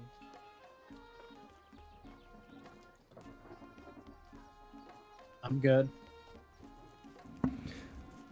That's okay. You can get back with the other groups if you'd like. Real quick, does it look the same as the other one? Yes, it looks remarkably similar. Okay. Does it? Okay. All right. Do you guys want to inspect this at all before I jump over? You can watch Sure, yeah. them build it. It takes them probably about 15 minutes to dig it into the ground and put all the pieces together. I'm debating if we should moving ask. Yeah, I Well, wonder if they're connected in any way. Well, my thing was If just there's- like it's weird because it's like in a way I'd be like, hey, what you building there? But it's the Gaiori, so if like yeah, feel I was like gonna if say they get grumpy with us asking, then it's a little bit like I don't know I if could you be a read monk books. next week, I guess. I don't know if you've read books like the Wheel of Time or something, but they might be a bit like White Cloaks, you know, where they might take you to their questioners the blink of an eye if you piss them off, or I don't know. Is that about right, Brandon? Or I mean, not Brandon. Emmy. Emmy. There you go. Yeah. Well, I would say the Gaiori do have like the freedom to operate individually, like as they see fit, and a lot of Gaiori do abuse that power. That said, though, I don't know. I would give you more information on a tiered history check. Well, I'm not there. I was Yeah. just hoping to give them some insight. For the most part, generally, straightening up your back and smiling around the Gaiori is a good move. Yeah.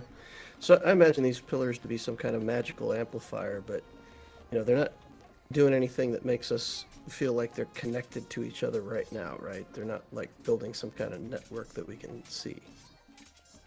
I would say give me an Arcana check for trying to put together like a pattern. Anna, that's the kind of nerd I am. Curses. Hashtag what's magic? I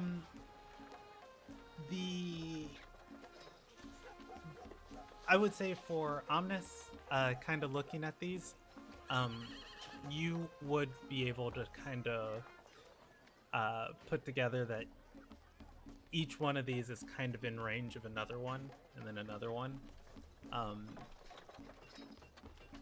You would be able to assume it probably is some sort of network.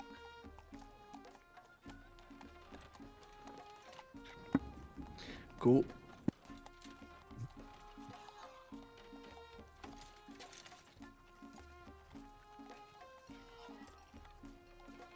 Okay. All right. You guys can watch the two Gaiori finish putting this together. And then I guess I'll come back to you guys. And I'm gonna try and round up the rest of the party. So for Yod, Searcher, and Kravnix, you sit inside and read for a few hours. I gave you guys 4 different books. I'm just going to go straight down the list and who has what. Yod's got the Darkened Veil scroll.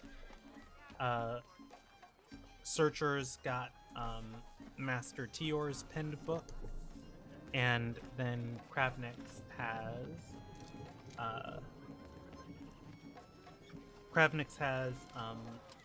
two of the history tomes. Kravnix, you are not from Undar. I'm gonna go to yours because it's the easiest for me. It's kind of a funny how this works out. Okay, you are not from Undar. Kravnix, you are going to read about the fall of the Kayak Empire. It is for completely different reasons than the little bits that you picked up here and there from roaming around Dagger Gully. Specifically, these tomes talk about the Terai coming and sweeping over the continent as a plague sent by the gods for to take out the Undar Empire as many of them rejected their place in the hierarchy, and the plague was to make room for those who would build the foundation of the hierarchy, and the fall of the Kayak Empire was a necessary step in that.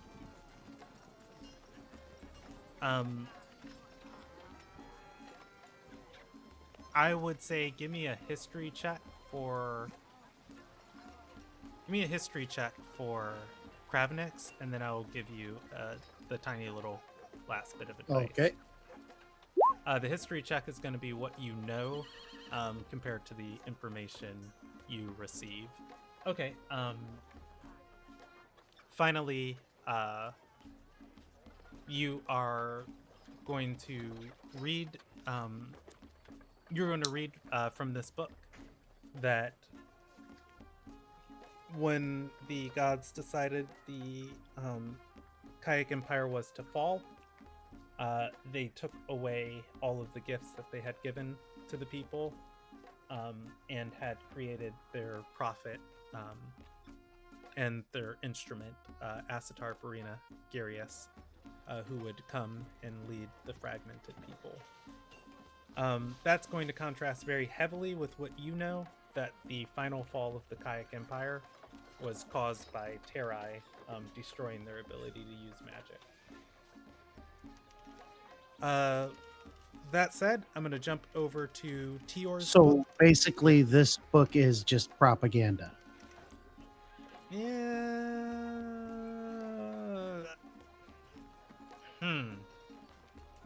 Or If what you you have heard that was thought- propaganda. As a character, Yes. yeah, you can hold on to that. There are Okay. scholars within the nation that would contest you on it. But whatever you believe is your character, you are ultimately in control of your character.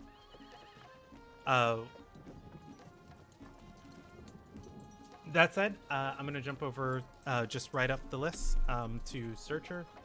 Searcher, you're going to look at Tior's pinned book. Just like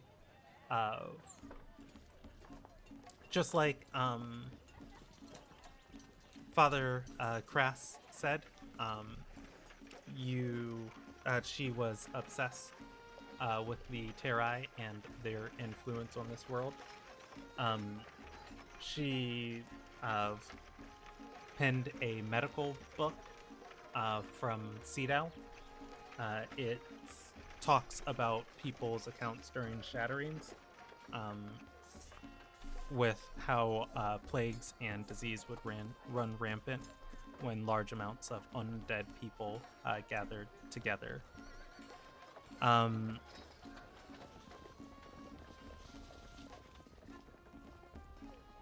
As you read, let me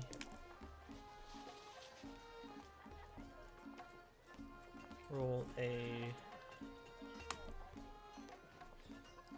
I'm just rolling a percentage check for a Searcher. As you read, pretty much most of the information in this book lines up with what you've come to view in the world. If you have any specific questions of like things Searcher would try and glean, I can answer those. Otherwise, I'm going to move on.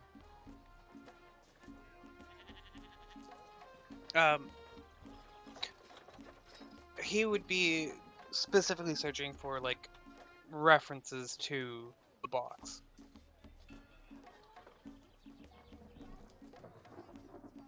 Okay.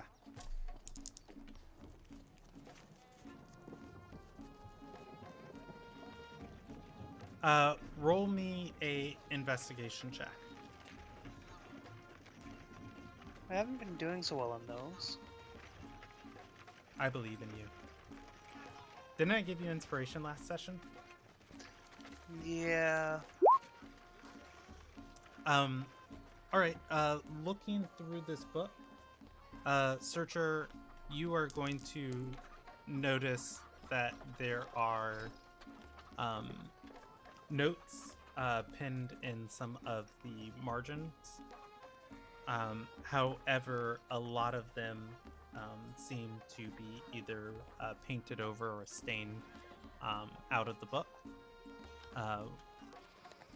or intentionally removed by some other cause. Unfortunately, you can't make out what most of them say.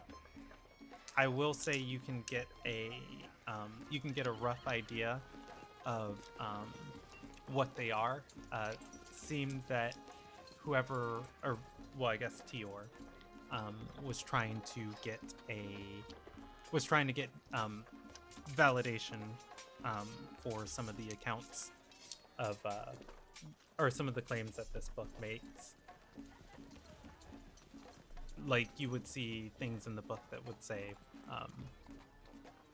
something like a name, completely all of this like stained out, but the name specifically like scratched out of, like, when asked, questioned for unconclusive, and you would just be able to make out just kind of like the barest fragments of the hints that like lead to those words. That makes sense. It looks like it's almost like trying to read something that was erased, where it's like you can get the vague idea of what was there and kind of put it together. Okay. Out of that, the reason why I bring that up is on a section talking about vampires. You are going to see a note that says originals needed for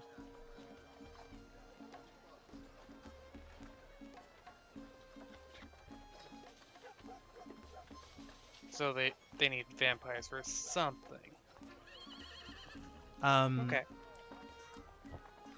On this page, the thing that is being discussed by the book is going to be a Terrai's ability to turn raw magic, or to turn raw magic into physical power and strength far exceeding what the body can normally do.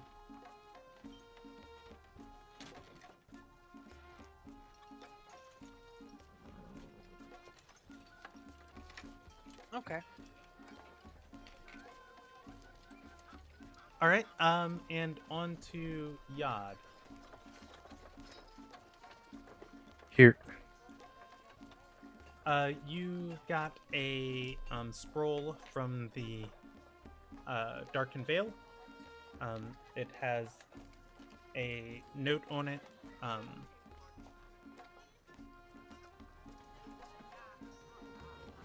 And it says,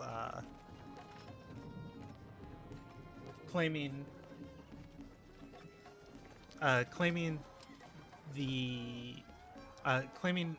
the title of Empress of all of Galkin,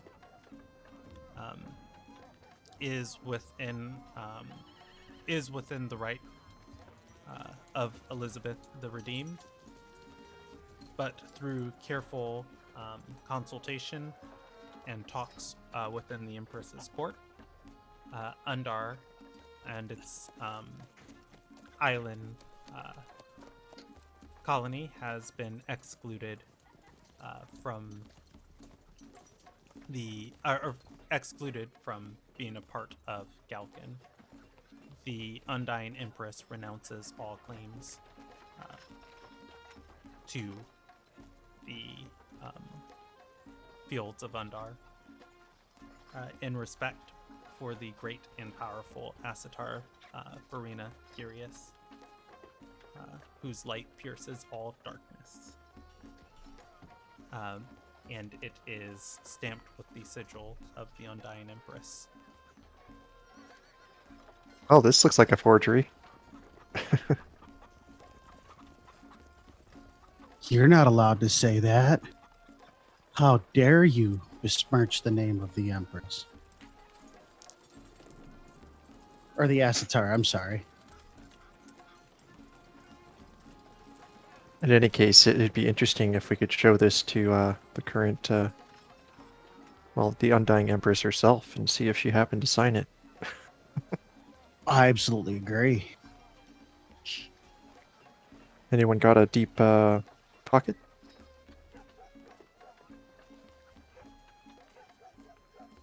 Didn't we have a bag of holding or something like that? You No, do that not- was the last campaign. We don't have one Oh, just okay. yet. I'm working on it though. just yet. Yeah, I'll just Down take in my my backpack off and shove all the books in my backpack. Yeah, either that or we'll put it in the bottom of a quiver or whatever, you know, no problem. Wait, that was a bad rule. I'm not very there anyone- strong, so Looking around to see if anyone else is in here.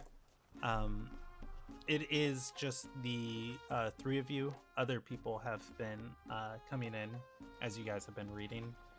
Okay, so I don't they- necessarily need to do. Yeah, a they sleight put of hand, something on the shelves and then they leave. You guys were told that they are slowly rebuilding this library.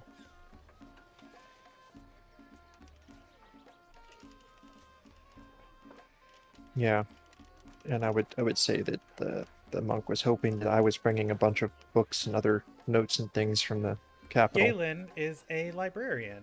You know, this is his job. Exactly. yeah, definitely all three books because I'm pretty sure that all three books have been amended and or forged with the updated info.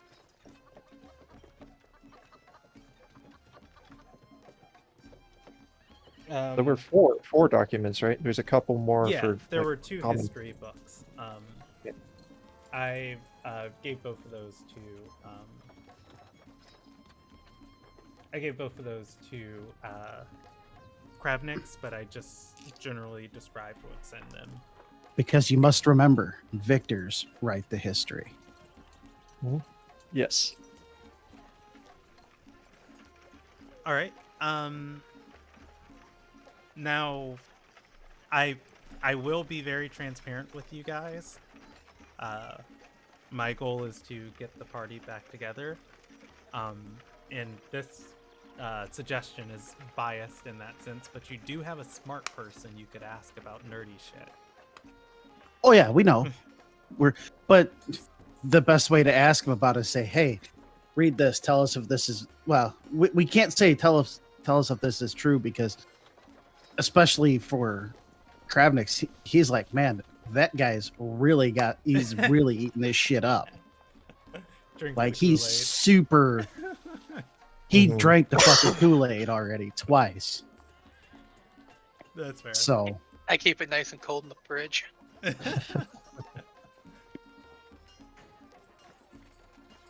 Halfway through that third cup. I got a 6-pack of like the, like the cooler, the jammers or whatever,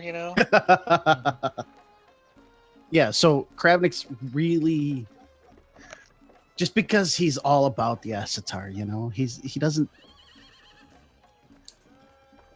But then again, Kravniks has a real sordid history with the people in power.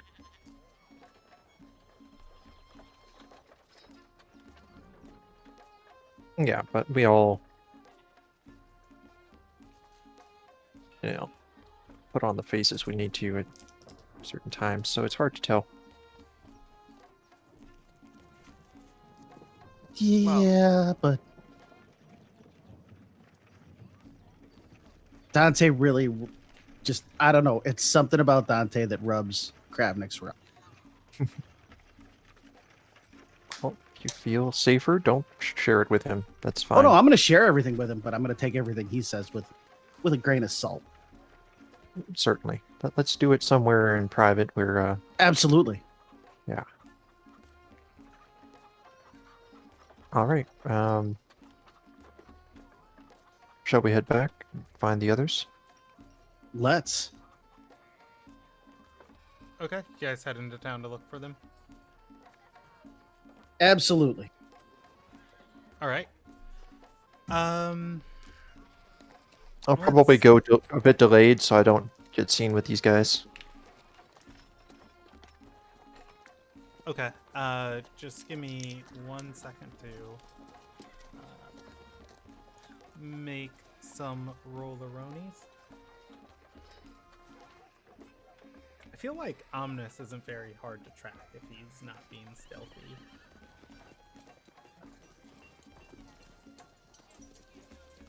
Trying to determine. What you mean? who- Clang, clang, clang, clang, clang, clang, clang. Well, also to a paladin who's not a Gaiori knight. Yeah, He's like a probably big- not. There, He's there's a big no obvi- lumberjack with a spindly nerd next to him. I feel like we stand out.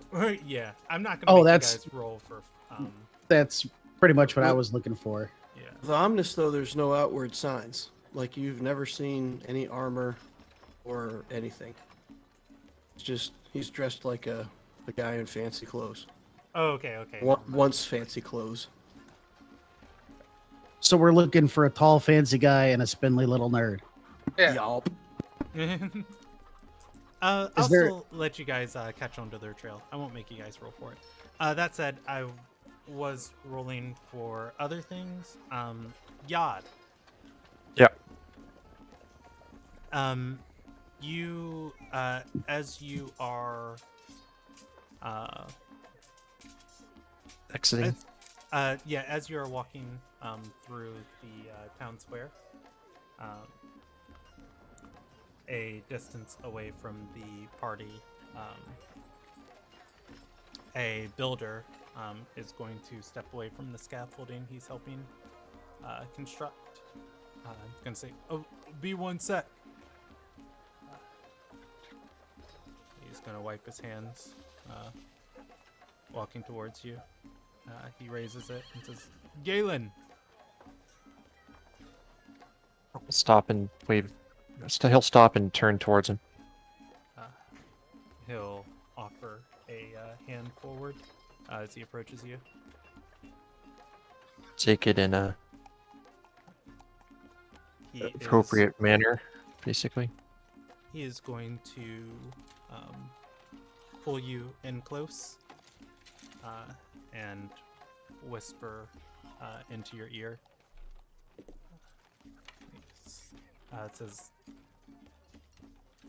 "Your hand wants you to know. Our friends have somebody that they're too scared to do what needs to be done. She commands you finish what you started. The Empho shall have no breath to speak ill of the Coalition." You feel a sheet of paper, or a sheet of or a roll of parchment in your hand. "Burn it when you're done."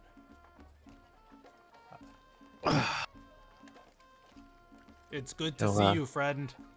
He turns co- and goes back to close his hand and say likewise. May the Empress shine upon you. Turn and go.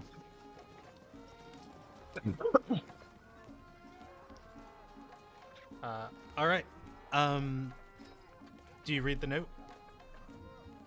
Yeah, once I've gone a little distance.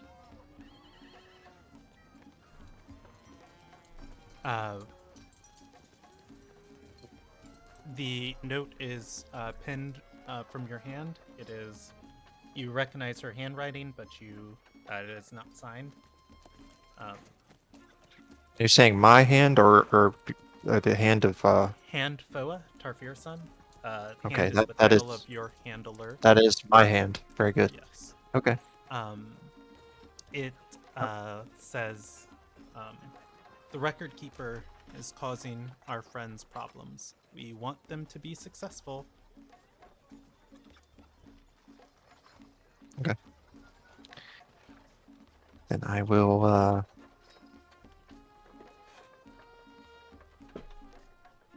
stop at a alley, go in a few feet, light that thing up.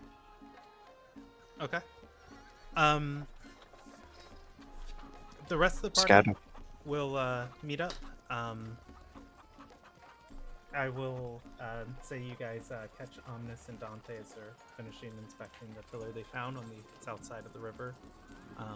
Yad coming up a little bit behind, or a few moments behind everyone. And I'm assuming Yad's still wearing Galen's face? Oh yeah. It's important to note because I don't think I'm aware that you have other faces. Mm-hmm. All right, the whole party is together in Clear Forge. What news? Something I forgot to tell you guys, and I tell them all about all the stuff that I heard in the meeting. That about basically about killing BMFO. They were Do you guys need me to re-summarize that for you? cutting him out essentially. They were like, Yeah, they were cutting him out, but somebody said they were doing that thing where the Walmart stops scheduling you hours but doesn't fire you. yeah. I tell everybody that. But their conclusion was he should probably die. Oh, really? Are you Is that what you were asking saying? I was Steve? asking it. It sounded like that's what you were saying. I didn't get to hear the whole conversation. Unfortunately, they cut it short. We kind of had to walk away. Well, clearly in their position, they can't publicly do things like this, but it seems wise. And then all of a sudden, Crabney said, fucking shame. She wouldn't let us kill him. The tailor has immense gripes with Mr. Bienfo. She requested that we make him apologize for the difficulties he's brought up on her. At this point, Krabnix looks around and just says, does anybody have a reason not to hurt this guy? Well, I would very much like to extract that apology. So I guess yes. Actually, I would like to hurt him. That's ridiculous. So you want to We hurt him, don't so need- we'll extract the apology and we'll take care of our employer's air quote problems.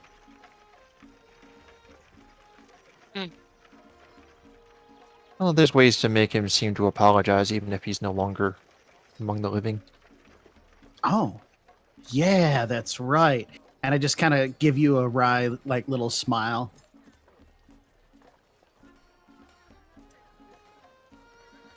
Is that all that Taylor said? Yes. Oh, supposedly, the Sunbringer herself will be present for the festival. Yes, I've heard that rumor. Really? Because I hadn't. Well, I told you in the library. Did you? Mm-hmm. No. I wasn't. I was reading. I wasn't paying attention. A very nice woman getting fitted for a very nice dress. Like, out of character, were you guys already aware of the Ruby Alliance bringing stuff into town, or is that news for y'all? We didn't know that. We had Tell us. no idea about that. Okay, so I'll share that.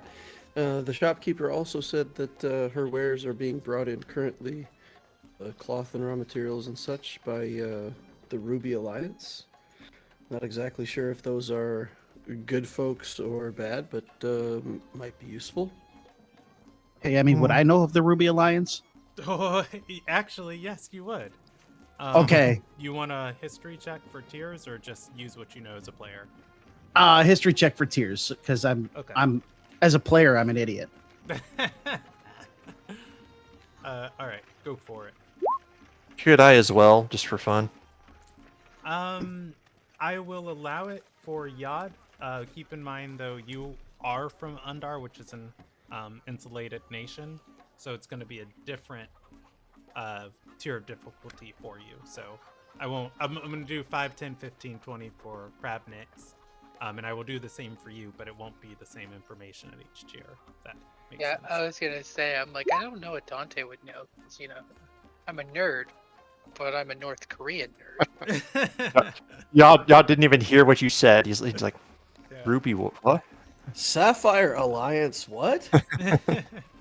What kind of emeralds did you put where? I don't think that's wise. Kravnix, you are going to know the tertiary overview of the Ruby Alliance. They are a international trading network. They specifically try and standardize trade on their ability to acquire materials. And they use their own currency most of the time within their circles called Ruby pieces. Moving up to the 10 tier, you would know that in order to keep such a big organization functioning, there are things that happen in the shadows. In Dagger Gully, they don't have much of a presence, but you've heard of a darker shadow of the Ruby Alliance that often follows them.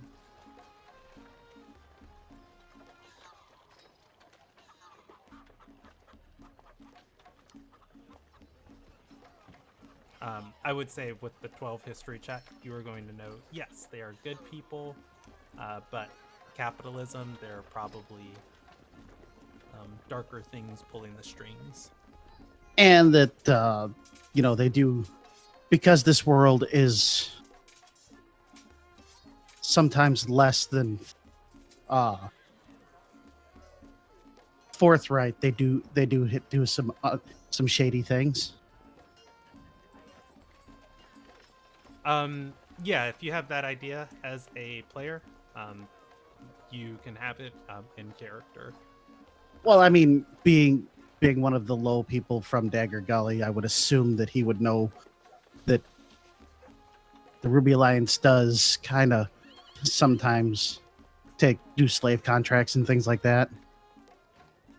Oh, yeah, they would Yeah. buy and sell slaves. I thought you were talking more about the Ruby Shadow, or it's just like the Ruby Shadow really doesn't have a presence in Dagger Gully. If you want somebody to No. I wouldn't know. you can just I would know of rumors their of name, that, but I wouldn't know specifically that it exists. I just know that they have. I would assume, because of where I live, that they're not always on the up and up. Yeah. Assassination contracts in Dagger Gully is, what would it take you to kill that guy? It's like, I fucking hate that guy. I'll just do it for free. Give me a sandwich and a nickel, and I'll do it. Is that a ration? Cool, I need lunch. Yeah, a sandwich and a nickel. You gotta carb up before murder. That's right. Yeah. Sorry, I'm getting ready for work and trying to play all at the same time. All good. Yes, they have a darker reputation in some places, but you've never seen it in Dagger Gully. Most of the time, the Ruby merchants have been the people getting harassed in the city. So, what is your motivation to actually get this Taylor woman her apology? Like, what will come of it? Well, we make a friend. We make a good impression as members of the ULC. And I don't know. Maybe I get a discount on my Giannis. So it's What kind of things was she doing for BMFO? She was arranging buyers for. when you say that, all of a sudden you see a very noticeable sigh and look of recognition on Kravnix's face. He's like, "Ah, shit! Now I know who it is." Uh-huh. Yeah, the rest of us can't be seen generally by her, or you won't have the same influence with her. I'm starting to get that impression generally.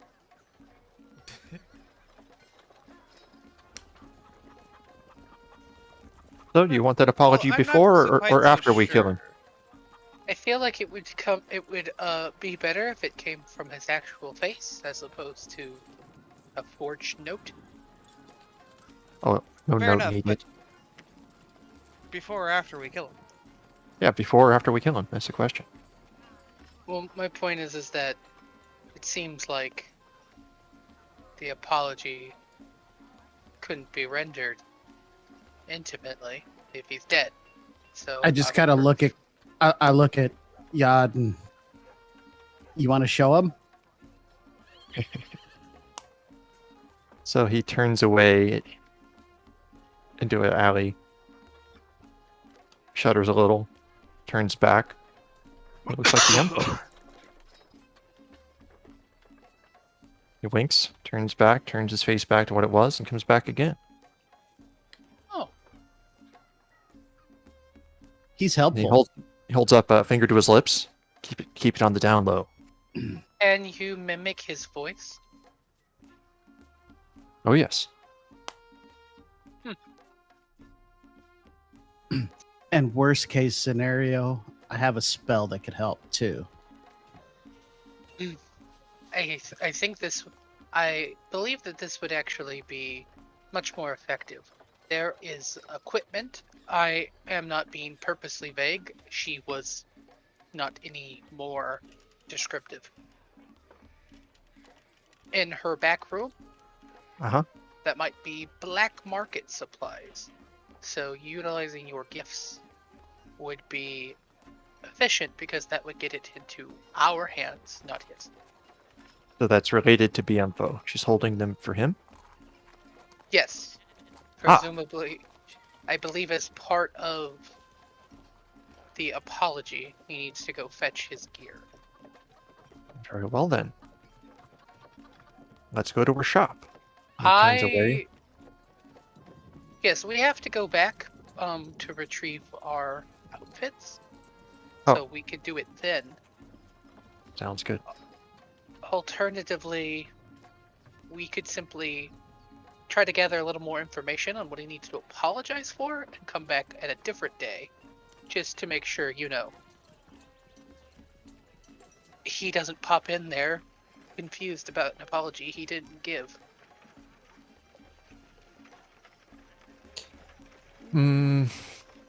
So, do you want him to apologize before or after we kill him? Can I just do like a history check or something to see what a very appropriate like overall apology would be in this culture?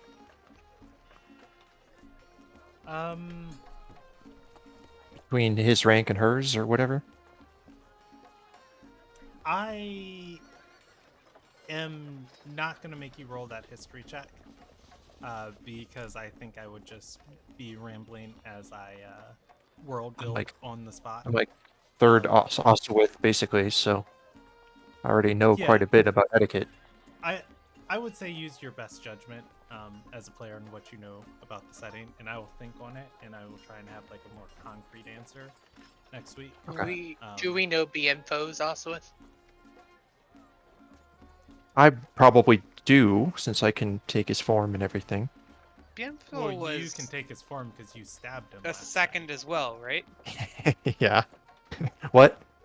Was he second? No, BMFO is not second Oswith. That's seconds are. There's only like a handful of people that are second. I know. Yeah. I thought you had a fairly high rank. There was a second. When we were there, I was asked if I knew someone, because they found out I was a second Oswald. Yeah, they did ask you if you knew the certain name. It's true. I can't remember what the name was. Fuck, I should have written it down. It would be important only because of the framing of the apology. I, as 7th, would apologize to you for improperly supporting you as a person higher up on the hierarchy. If the info is of a higher Oswith, then It would be about the abuse of those who serve beneath him in the order.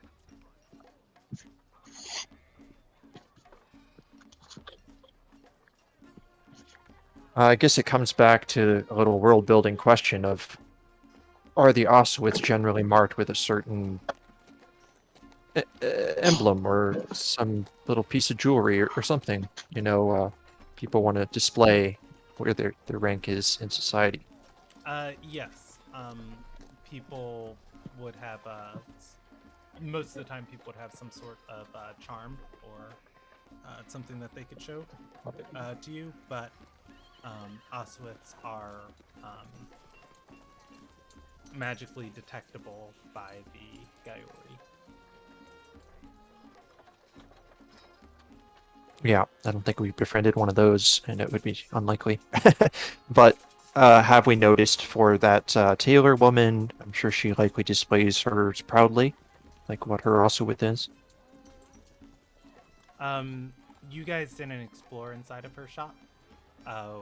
You were outside while Chime and Alice. Dragged her around. Yeah. Would did Omnis all or I the have seen talking. anything since we Um, spent a lot of time in there? roll me a history check. It wasn't something you guys were looking for. You may have seen something. Well, If she also you- said it while she was there. No, that was the other lady.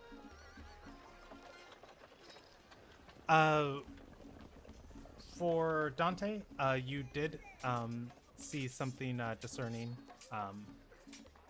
Lydeth Oswith. She is of the 4th Oswith.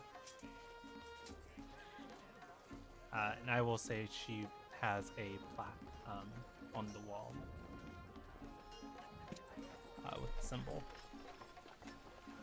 Okay, and then all the time we spent with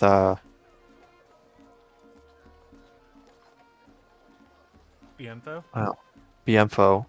Did he have any insignia on his person? Not last night when you guys were with them. And I would like to, again, temper all the time, in quotation marks, we spent with Bienfo was him bleeding near to death on the ground, Of course. recovering from stab wounds. No, we did. We had him in custody Well, before that. Yeah. Yeah, but he was super shady while we had him in custody. Well, we could ask Rem if we find her.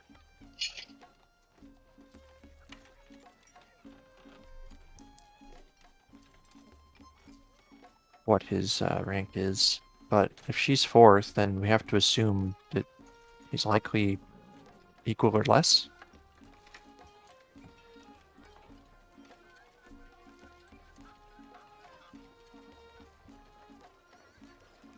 Another thing to consider. Do we want to try eliminate him immediately, or should we hold off for a while? Because he might be under some guard for the next little bit.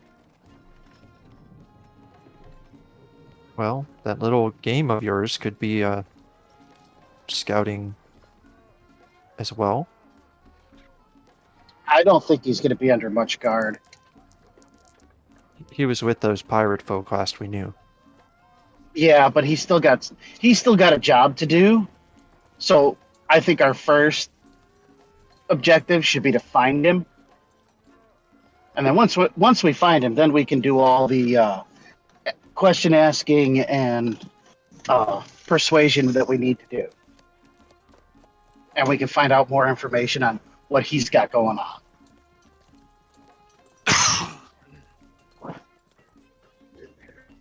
I'm not sure that there's much to question about, but what did you have in mind? I think we could get some more information. With some stiff massaging, I think we can get as much information as we need. Fair enough. We still have to get him alone. Well, that's the key. We got to find him. Well, again, last we knew, he was with the gambling folks, so maybe we'll catch drift of him there. And we can also find out how important he is to them if we go there. Mm-hmm.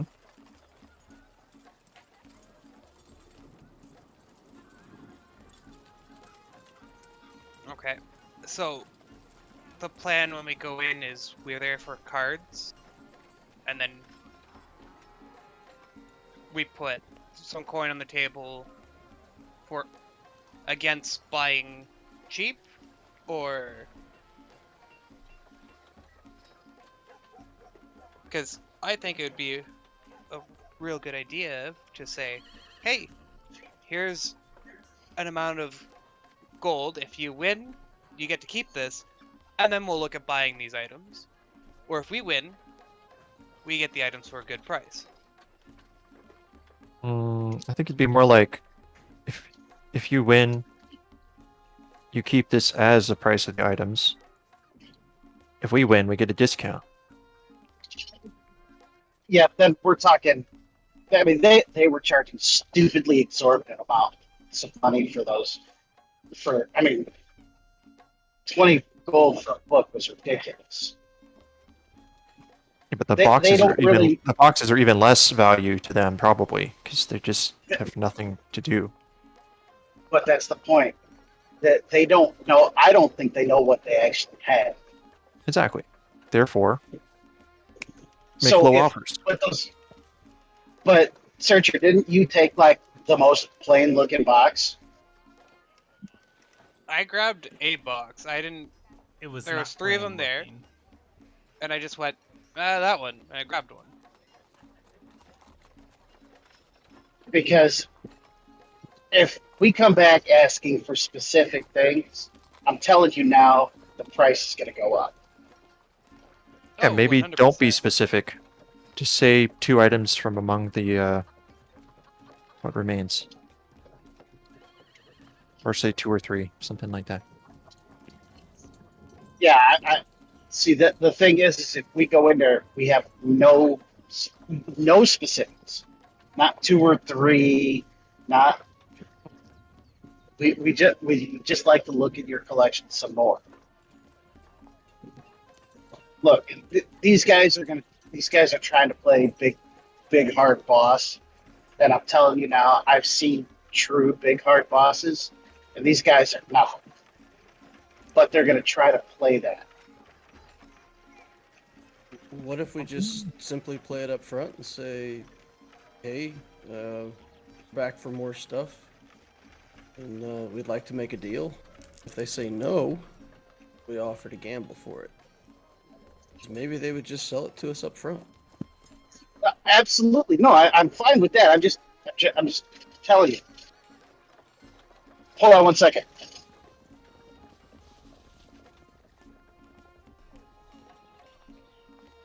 Sorry, I had to cough. That if we give any specifics on what we're going in for, they're gonna up the price. Then don't. So, well, but here's the thing: the first thing you grab is probably going to be the most expensive. Then So grab something else first. And don't buy that. that's what I was suggesting. No, you grab something, you barter for a price, and you say that's too high. What about? Mm-hmm.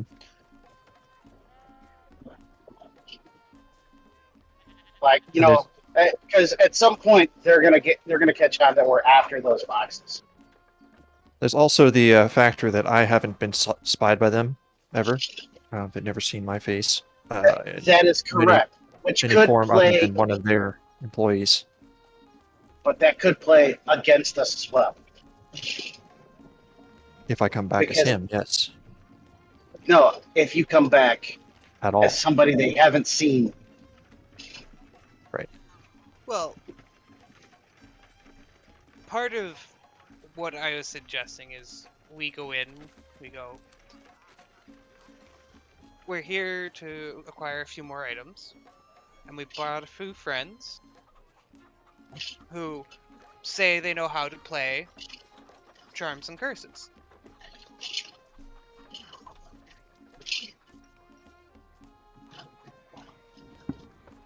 That way, I could just be a buyer. We could say that they're buyers that we have become acquainted with, but like Yeah. I said, these guys are yeah. trying to play the big boss. That's just the vibe I got from them when we were there yesterday. So just know that they're gonna want to be the big boss. Oh, we could always distract or remove the captain and take his place. Is this conversation happening while you guys are walking to the west part of town? I wouldn't do it while people are listening, no. Maybe waiting until there's space between us and others. No, that's Before fine. I mean, continuing. you guys can talk in the area of their forge is being rebuilt. You find those Okay. little- West side of town is where they're at, right? Their base. Last we knew. Yes. I'm sorry. Excuse me. I was yawning. I'll put it at the Orange Axe. Is where they are, and the purple is where you guys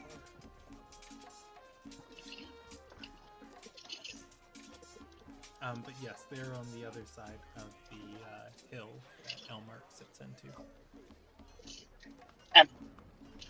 We So, yeah, we did we either- the few hours in the morning of going to talk to everybody. So about what time of the day is it now?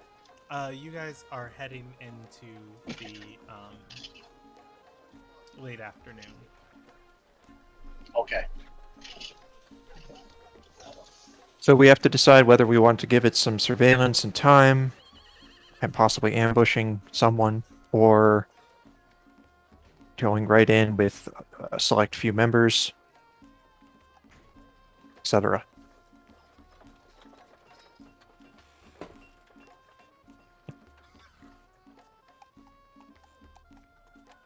If only half of us are in there, the other half might be able to save them if they become enslaved. Things like that.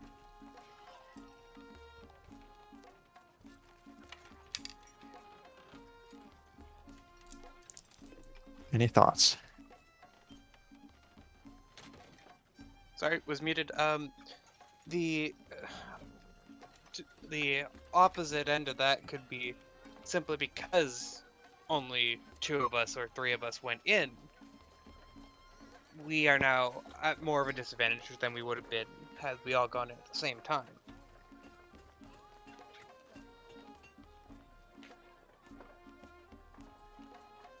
Yeah, you could say we're hired help or some other thing like that if you'd like, to just seem like you have more muscle with you.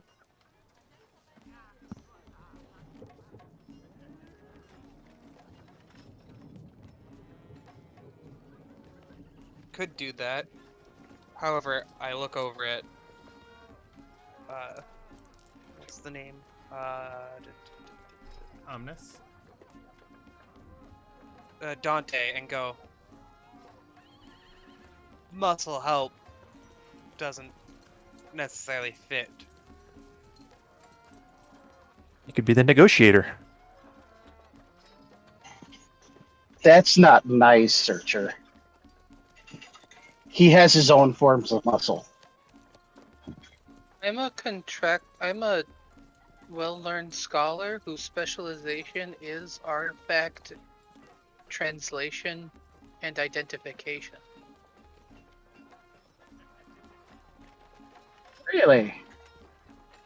Yes, that's literally what I was introduced to you to do.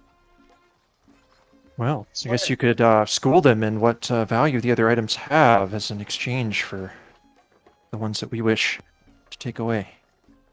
And that way they can know what they have and be able to sell it for much better value with all the knowledge what it is.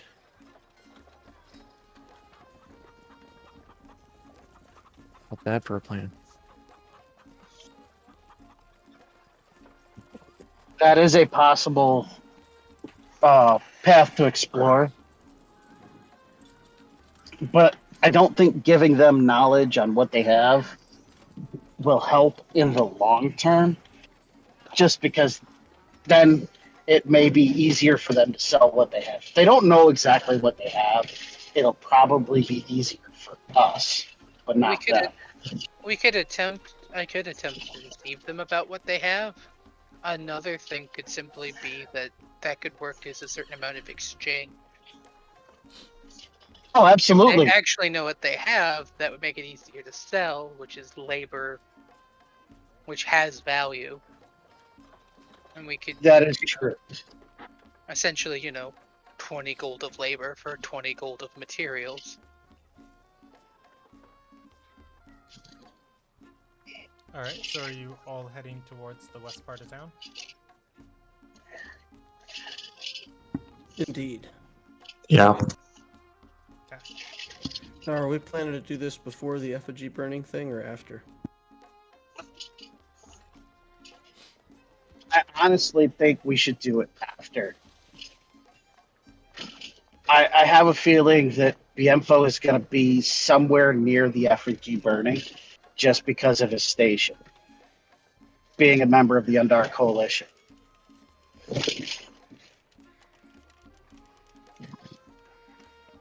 Well, and potentially wanting to gain favor of the Empress. Absolutely. Or the Astar? Yeah, the Assetar, not the Empress. Right. But does he know that the Assetar is going to be there?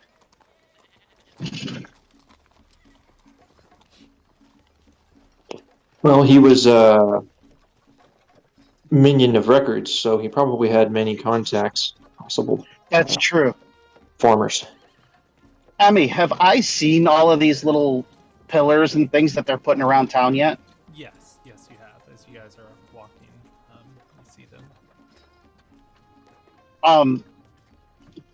Did you guys tell us what you found out they were for?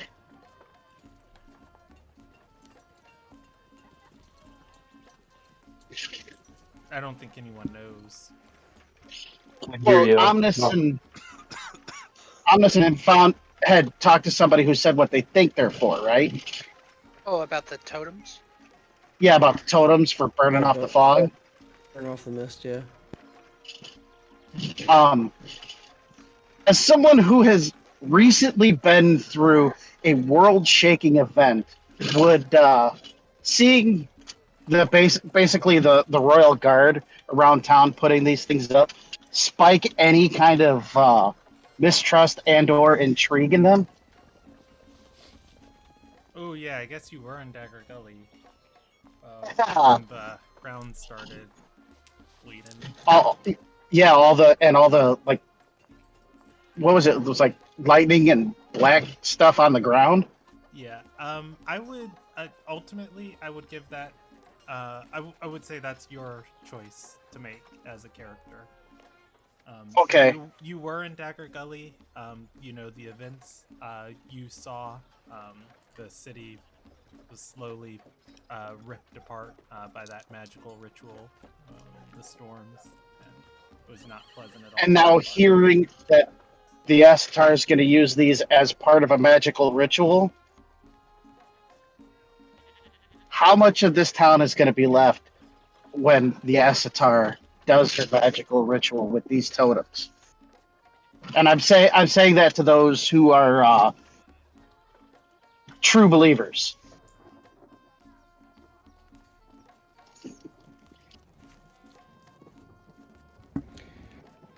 Well, the mist is stopping everything. The crops won't grow on the ground. People are apparently dying from this mist, according to the rumors. Has to be taken care of in some way. Well, I tell everybody what I saw at Dagger Gully then, and how something not wholly similar, but too close for comfort for me happened. I understand your trepidation, but Dagger Gully is run by thieves, cutthroats. And the Asatar has run this country as a supreme being / monarch and not allowed people in or out, information in or out.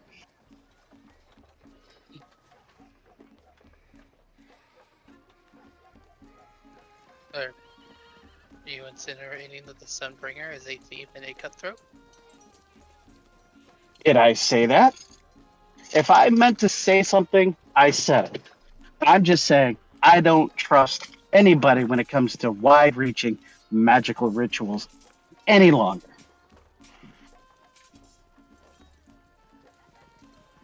Sounds wise to me. Do we want to, Whether it be your Sunbringer or not.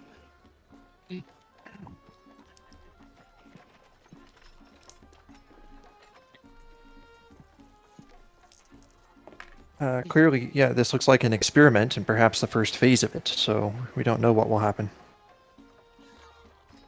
That's my point.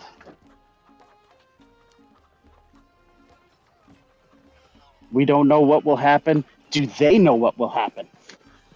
Good question. And is the Asatar here to observe what happens? Well, The from rumors what are they true, said, she'll the be more than we Asatar did. was going to be the one doing it.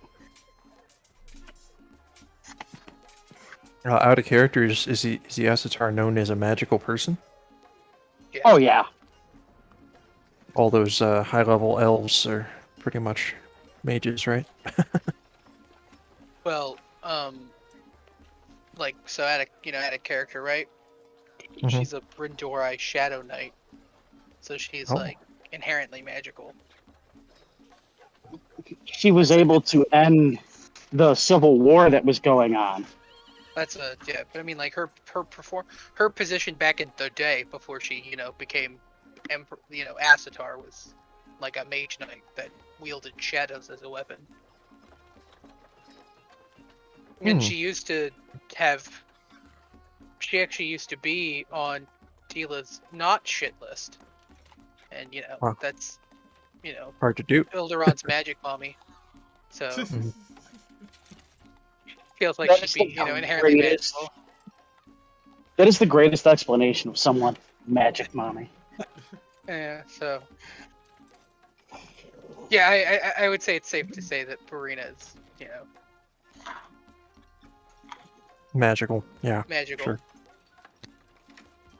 Okay, and do we know where she's going to do this? Is there like a main square or The Temp- effigy is by the monastery. I'd imagine it's near the monastery. Okay. Somewhere, yeah. Oh, she might do it by the tree. Which is in Which the is also monastery. near the monastery? No, it just occurred to me. I wonder if those pillars are on the weave. Or creating an artificial one? Unless they've already found what we've just begun to discover. Ugh. You said Recreated it. pirates had a map. I bet you we could tell if we had that map. Map. So we're back to go there, watch her do this, or do this first on the west side. Go get Bienfo first. I think, yeah, getting BMFO first will give us the chance to get more information. Getting this stuff from these guys isn't going to be anything that's going to, I don't think at this point is pressing. I think BMFO takes priority. That's the new name of the saga. Get BMFO. All right, so you guys go looking for BMFO. Sure. Yeah.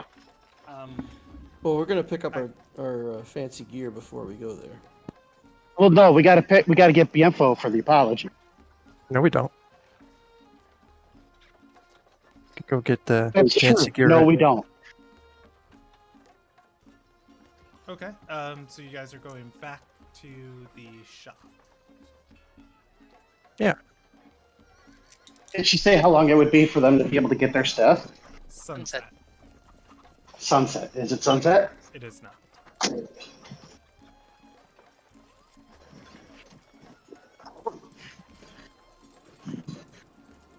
Is that still the choice? We need to pick an order of things, guys. Do we going to see if the info's at the gamblers since we have to go to the gamblers anyway, or what? We can go to the gamblers and just set things up. Tell them we got a buyer, or we're gonna help them with the artifacts, however we want to do that, and then figure out what we're in for. Tell them we'll come back for a game later tonight,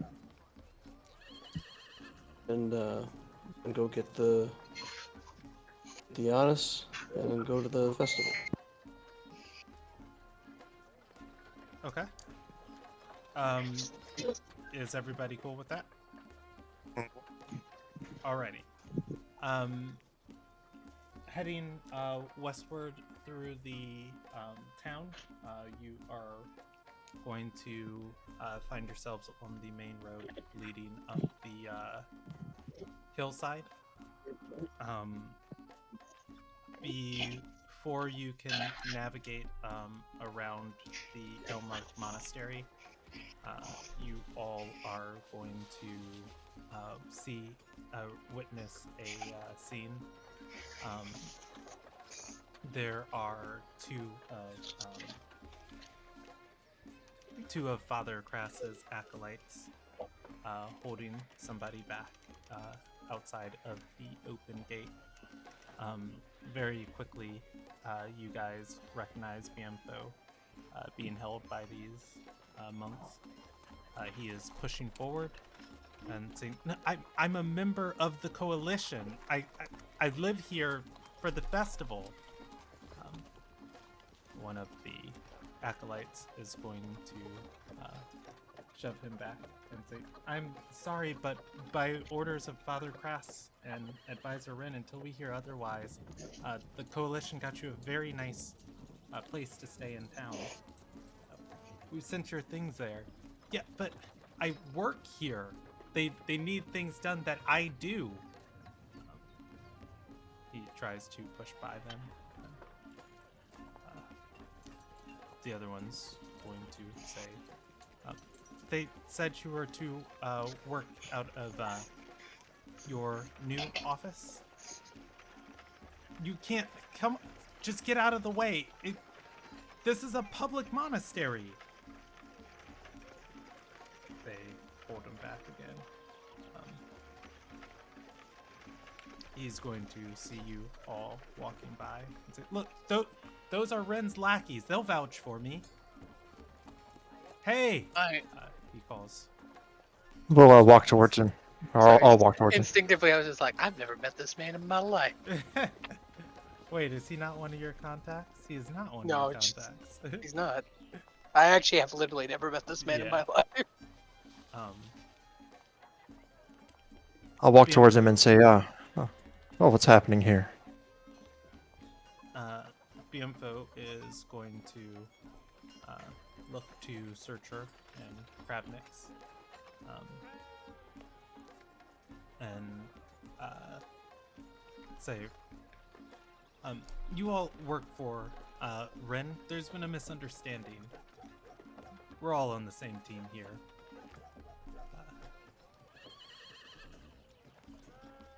Well, I think you're causing a scene here, man. You might Just want to so- head hey, off hey, to hey, the. hey. Hold his on. hand and say, Oh. "This doesn't concern you." I hold up, but calm down.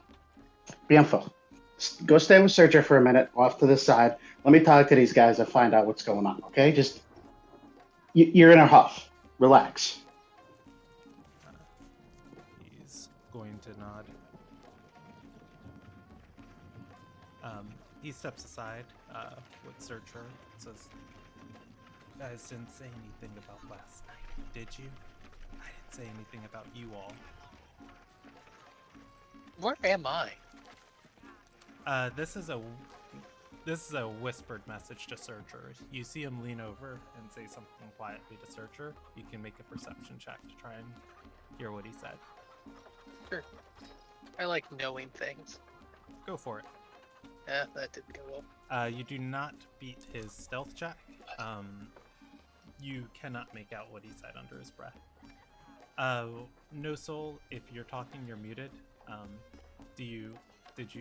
Or you're not muted. Did you answer Yeah, him? I am muted to answer him, but you guys were talking about whether or not he heard or not. Okay. So I'll whisper back and went, we didn't tell them anything, but it's possible they found something out. So give us a minute, let's see what we can find out. Because these aren't stupid people we're dealing with. We have to be very careful.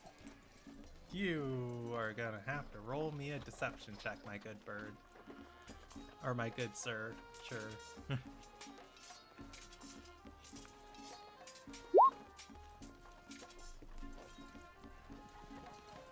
He's gonna narrow his eyebrows at you for a second, and exhale and say,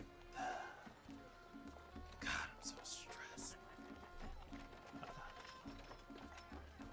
At which point, let's jump over to Gravnix. Gravnix, Biemtho is a few feet behind you guys. You have a moderate amount of privacy with the monks. I will say you will recognize one of these from the group that was in the field with Father Crass earlier today. I come up to him. I jovially greet him, and I say, I apologize for his outburst and his disagreements. Look, where'd you guys send him? I'll take him there, tell him to relax. We'll make it so he goes away. We do work for Ren, so... She's going to say, we were told, or one of the acolytes were told to move his stuff to Polaris Place, over in the center of the city. Oh, the Noble Moon Inn. She shakes her head. Okay, Noble Moon Inn. How long until the burning of the effigy? She's going to look at the sky. It's like, easily another 3 hours. Fantastic. I will make sure he does not bother you anymore until Ren and Father Crass have worked out their differences and whatever's going on.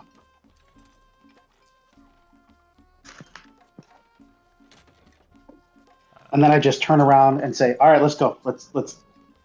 We'll figure this out when we get where we're going.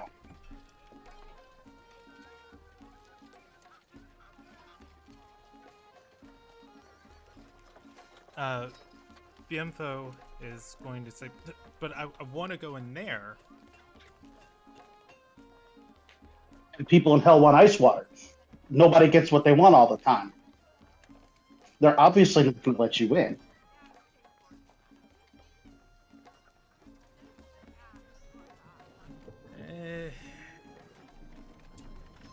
He's gonna exhale, wipe his hair behind his ear. And go ahead. And then I say, look, give us a chance to talk to Ren, find out what's going on. We just walked up. We don't know what's going on. You don't know what's going on. But you making a huge scene like this out here is not good for anybody. And then I kind of like tap my nose and wink about the pirates. He's gonna exhale and say, fine, let's go. And then I say in his head, look, man, you're making a scene. You're causing problems for everyone, including our friends. He's going to turn and start walking down the path, and he'll respond with, I never wanted to be involved with these damn pirates. I was supposed to be doing more. And I respond, yeah, I didn't want to get involved with them either, but here we are. So just act like a good human being and follow suit. All right. He leaves. Do you guys go with him, or do you keep heading towards? I'm leading the way Okay. towards the hotel. Going And- with him. Okay. Mm-hmm.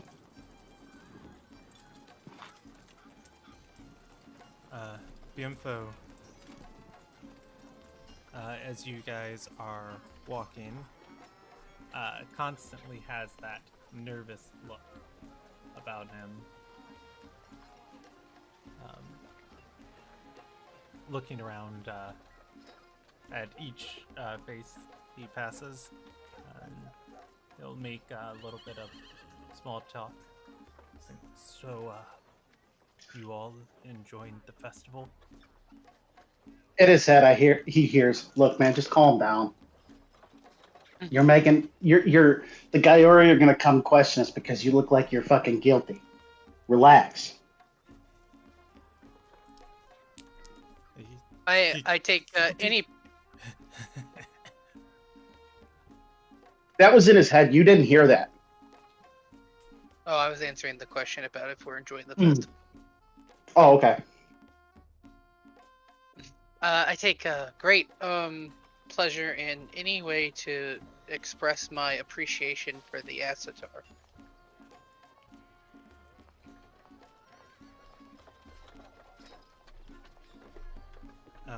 He's gonna to. Oh, yes, of course. Asatar Girius, her name be praised. First Asueth of the hierarchy.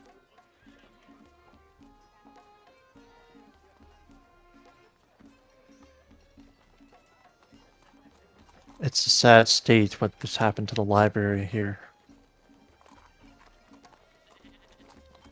As we're walking away, can I find a spot that looks like there's not very many, or like there's nobody, a building that seems like it's abandoned, but has enough cover for us to do what we need to do?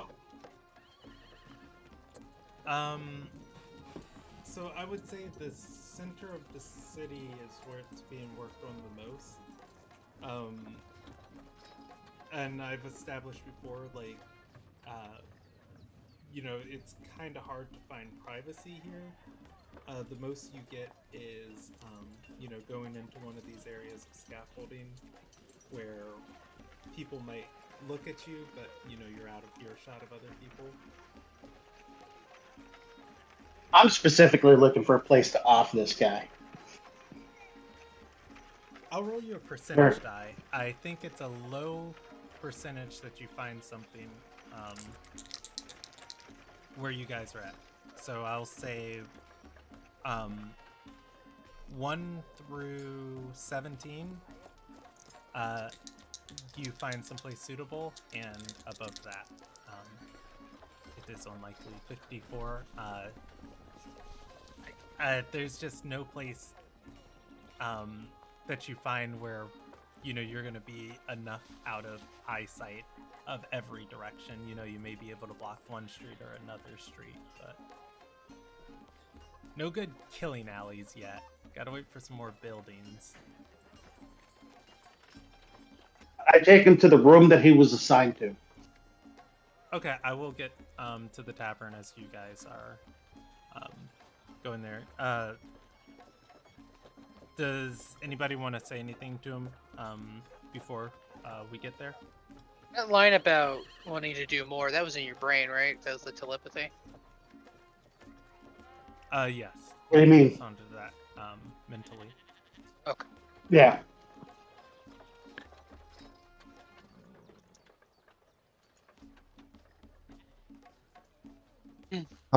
I'll introduce myself.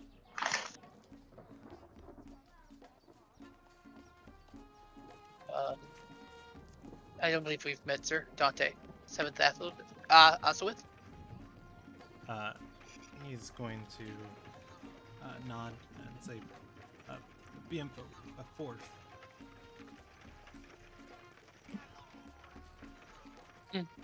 It's a pleasure to support somebody that high on the hierarchy. He's gonna laugh and say, yeah.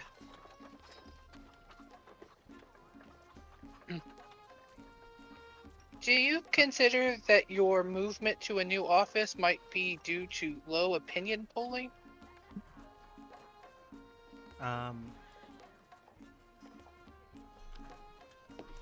he's gonna say, or he's gonna shake his head and say, I've tried to be careful. For the most part, he shakes his head. I do good at what they need me to do.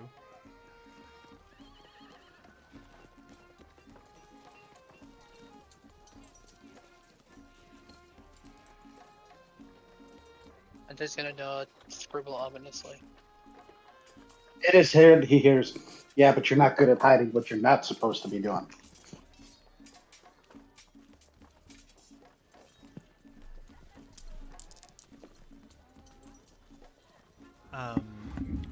Bienfo is going to turn and look at you. There is a fractured plea, I guess, in his eyes. He bites his lip, and you are going to hear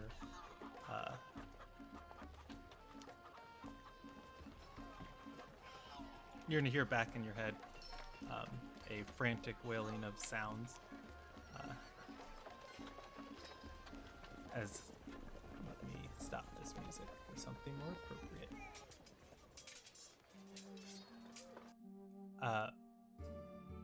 No, I don't want that. He's going to respond with, man, it's all a lie.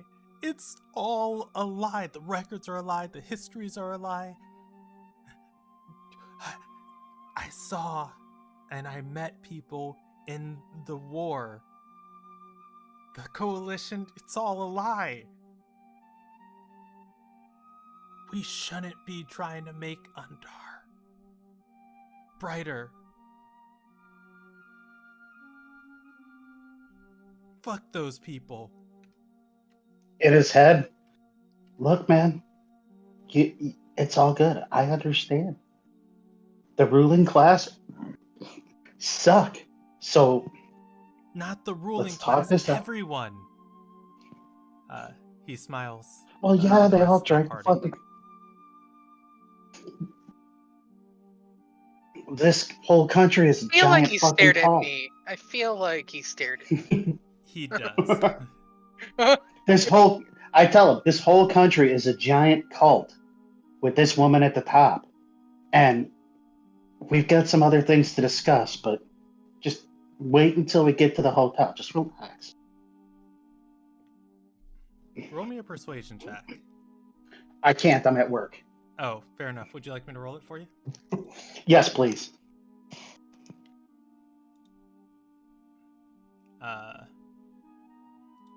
All right. Let's go with click. All right. 22. Bienfo is going to start crying. As he says, all right, I'm good. I'm good. I just love this festival so much, and I just wish I could do my job from I the step head back of it. to him. And I step back to him, put my arm around him, and say, don't oversell it, dude. Don't oversell it. In his head. Bienfo, still crying, is going to say, right. He's going to walk with you guys to Polaris Place. God will nudge formation around him to kind of block view of his face and whatnot. How about we end here for the night, and we'll pick up next session with the chance to either fight or question Bienfo. Both.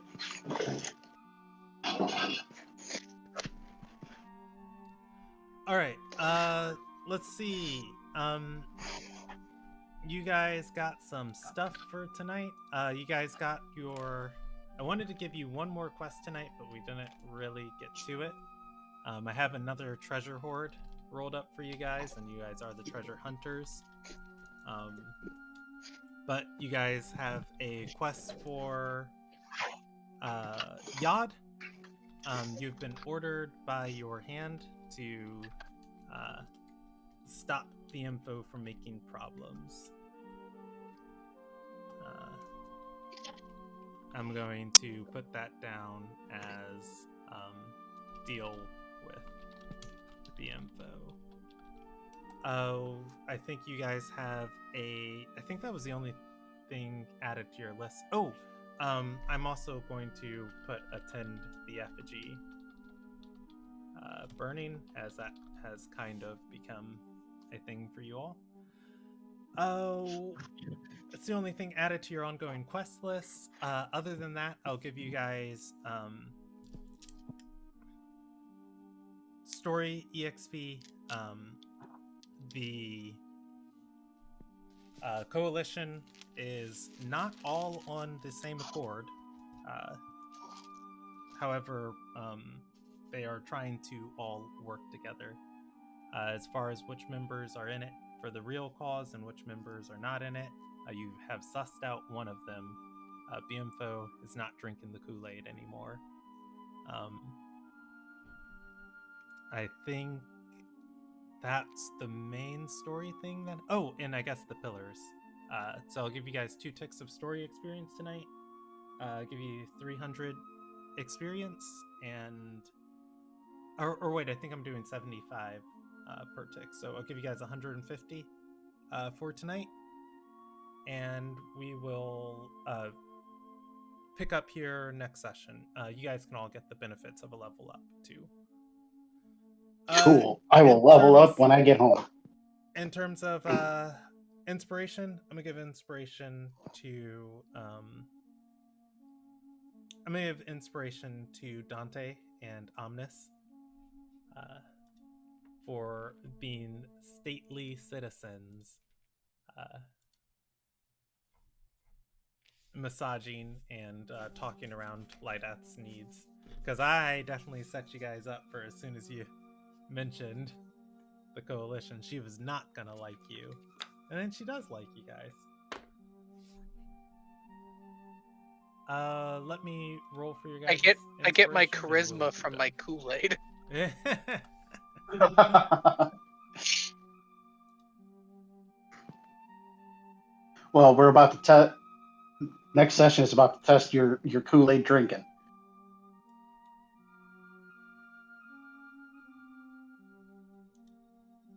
Is that building called a cathedral? Which one? The monastery? Yeah. No, it is the Elmark Monastery. Elmark. Yeah. I'm sorry, I clicked into the wrong thing to roll for you guys. I'm pulling it up now. And then we will get out of here for the night. Ooh, we are almost perfectly ending on time. We're only like... And at that note, I do have to go because I have to get to my assignment. I do apologize to everyone. Have a wonderful night, and I'll see you in 2 weeks. All right. Hey, thanks for being here. Wow. See you, man. I'll be. See ya. Very good. All right. First inspiration for I think I said Omnis. Omnis, would you like regular inspiration, or would you like the little special inspiration we use in the campaign? Yeah, special's fun. Okay. So how I do it is you can hold 2 inspirations instead of just 1. You have the ability to, as a free action using inspiration, to impose disadvantage on someone for 1 check.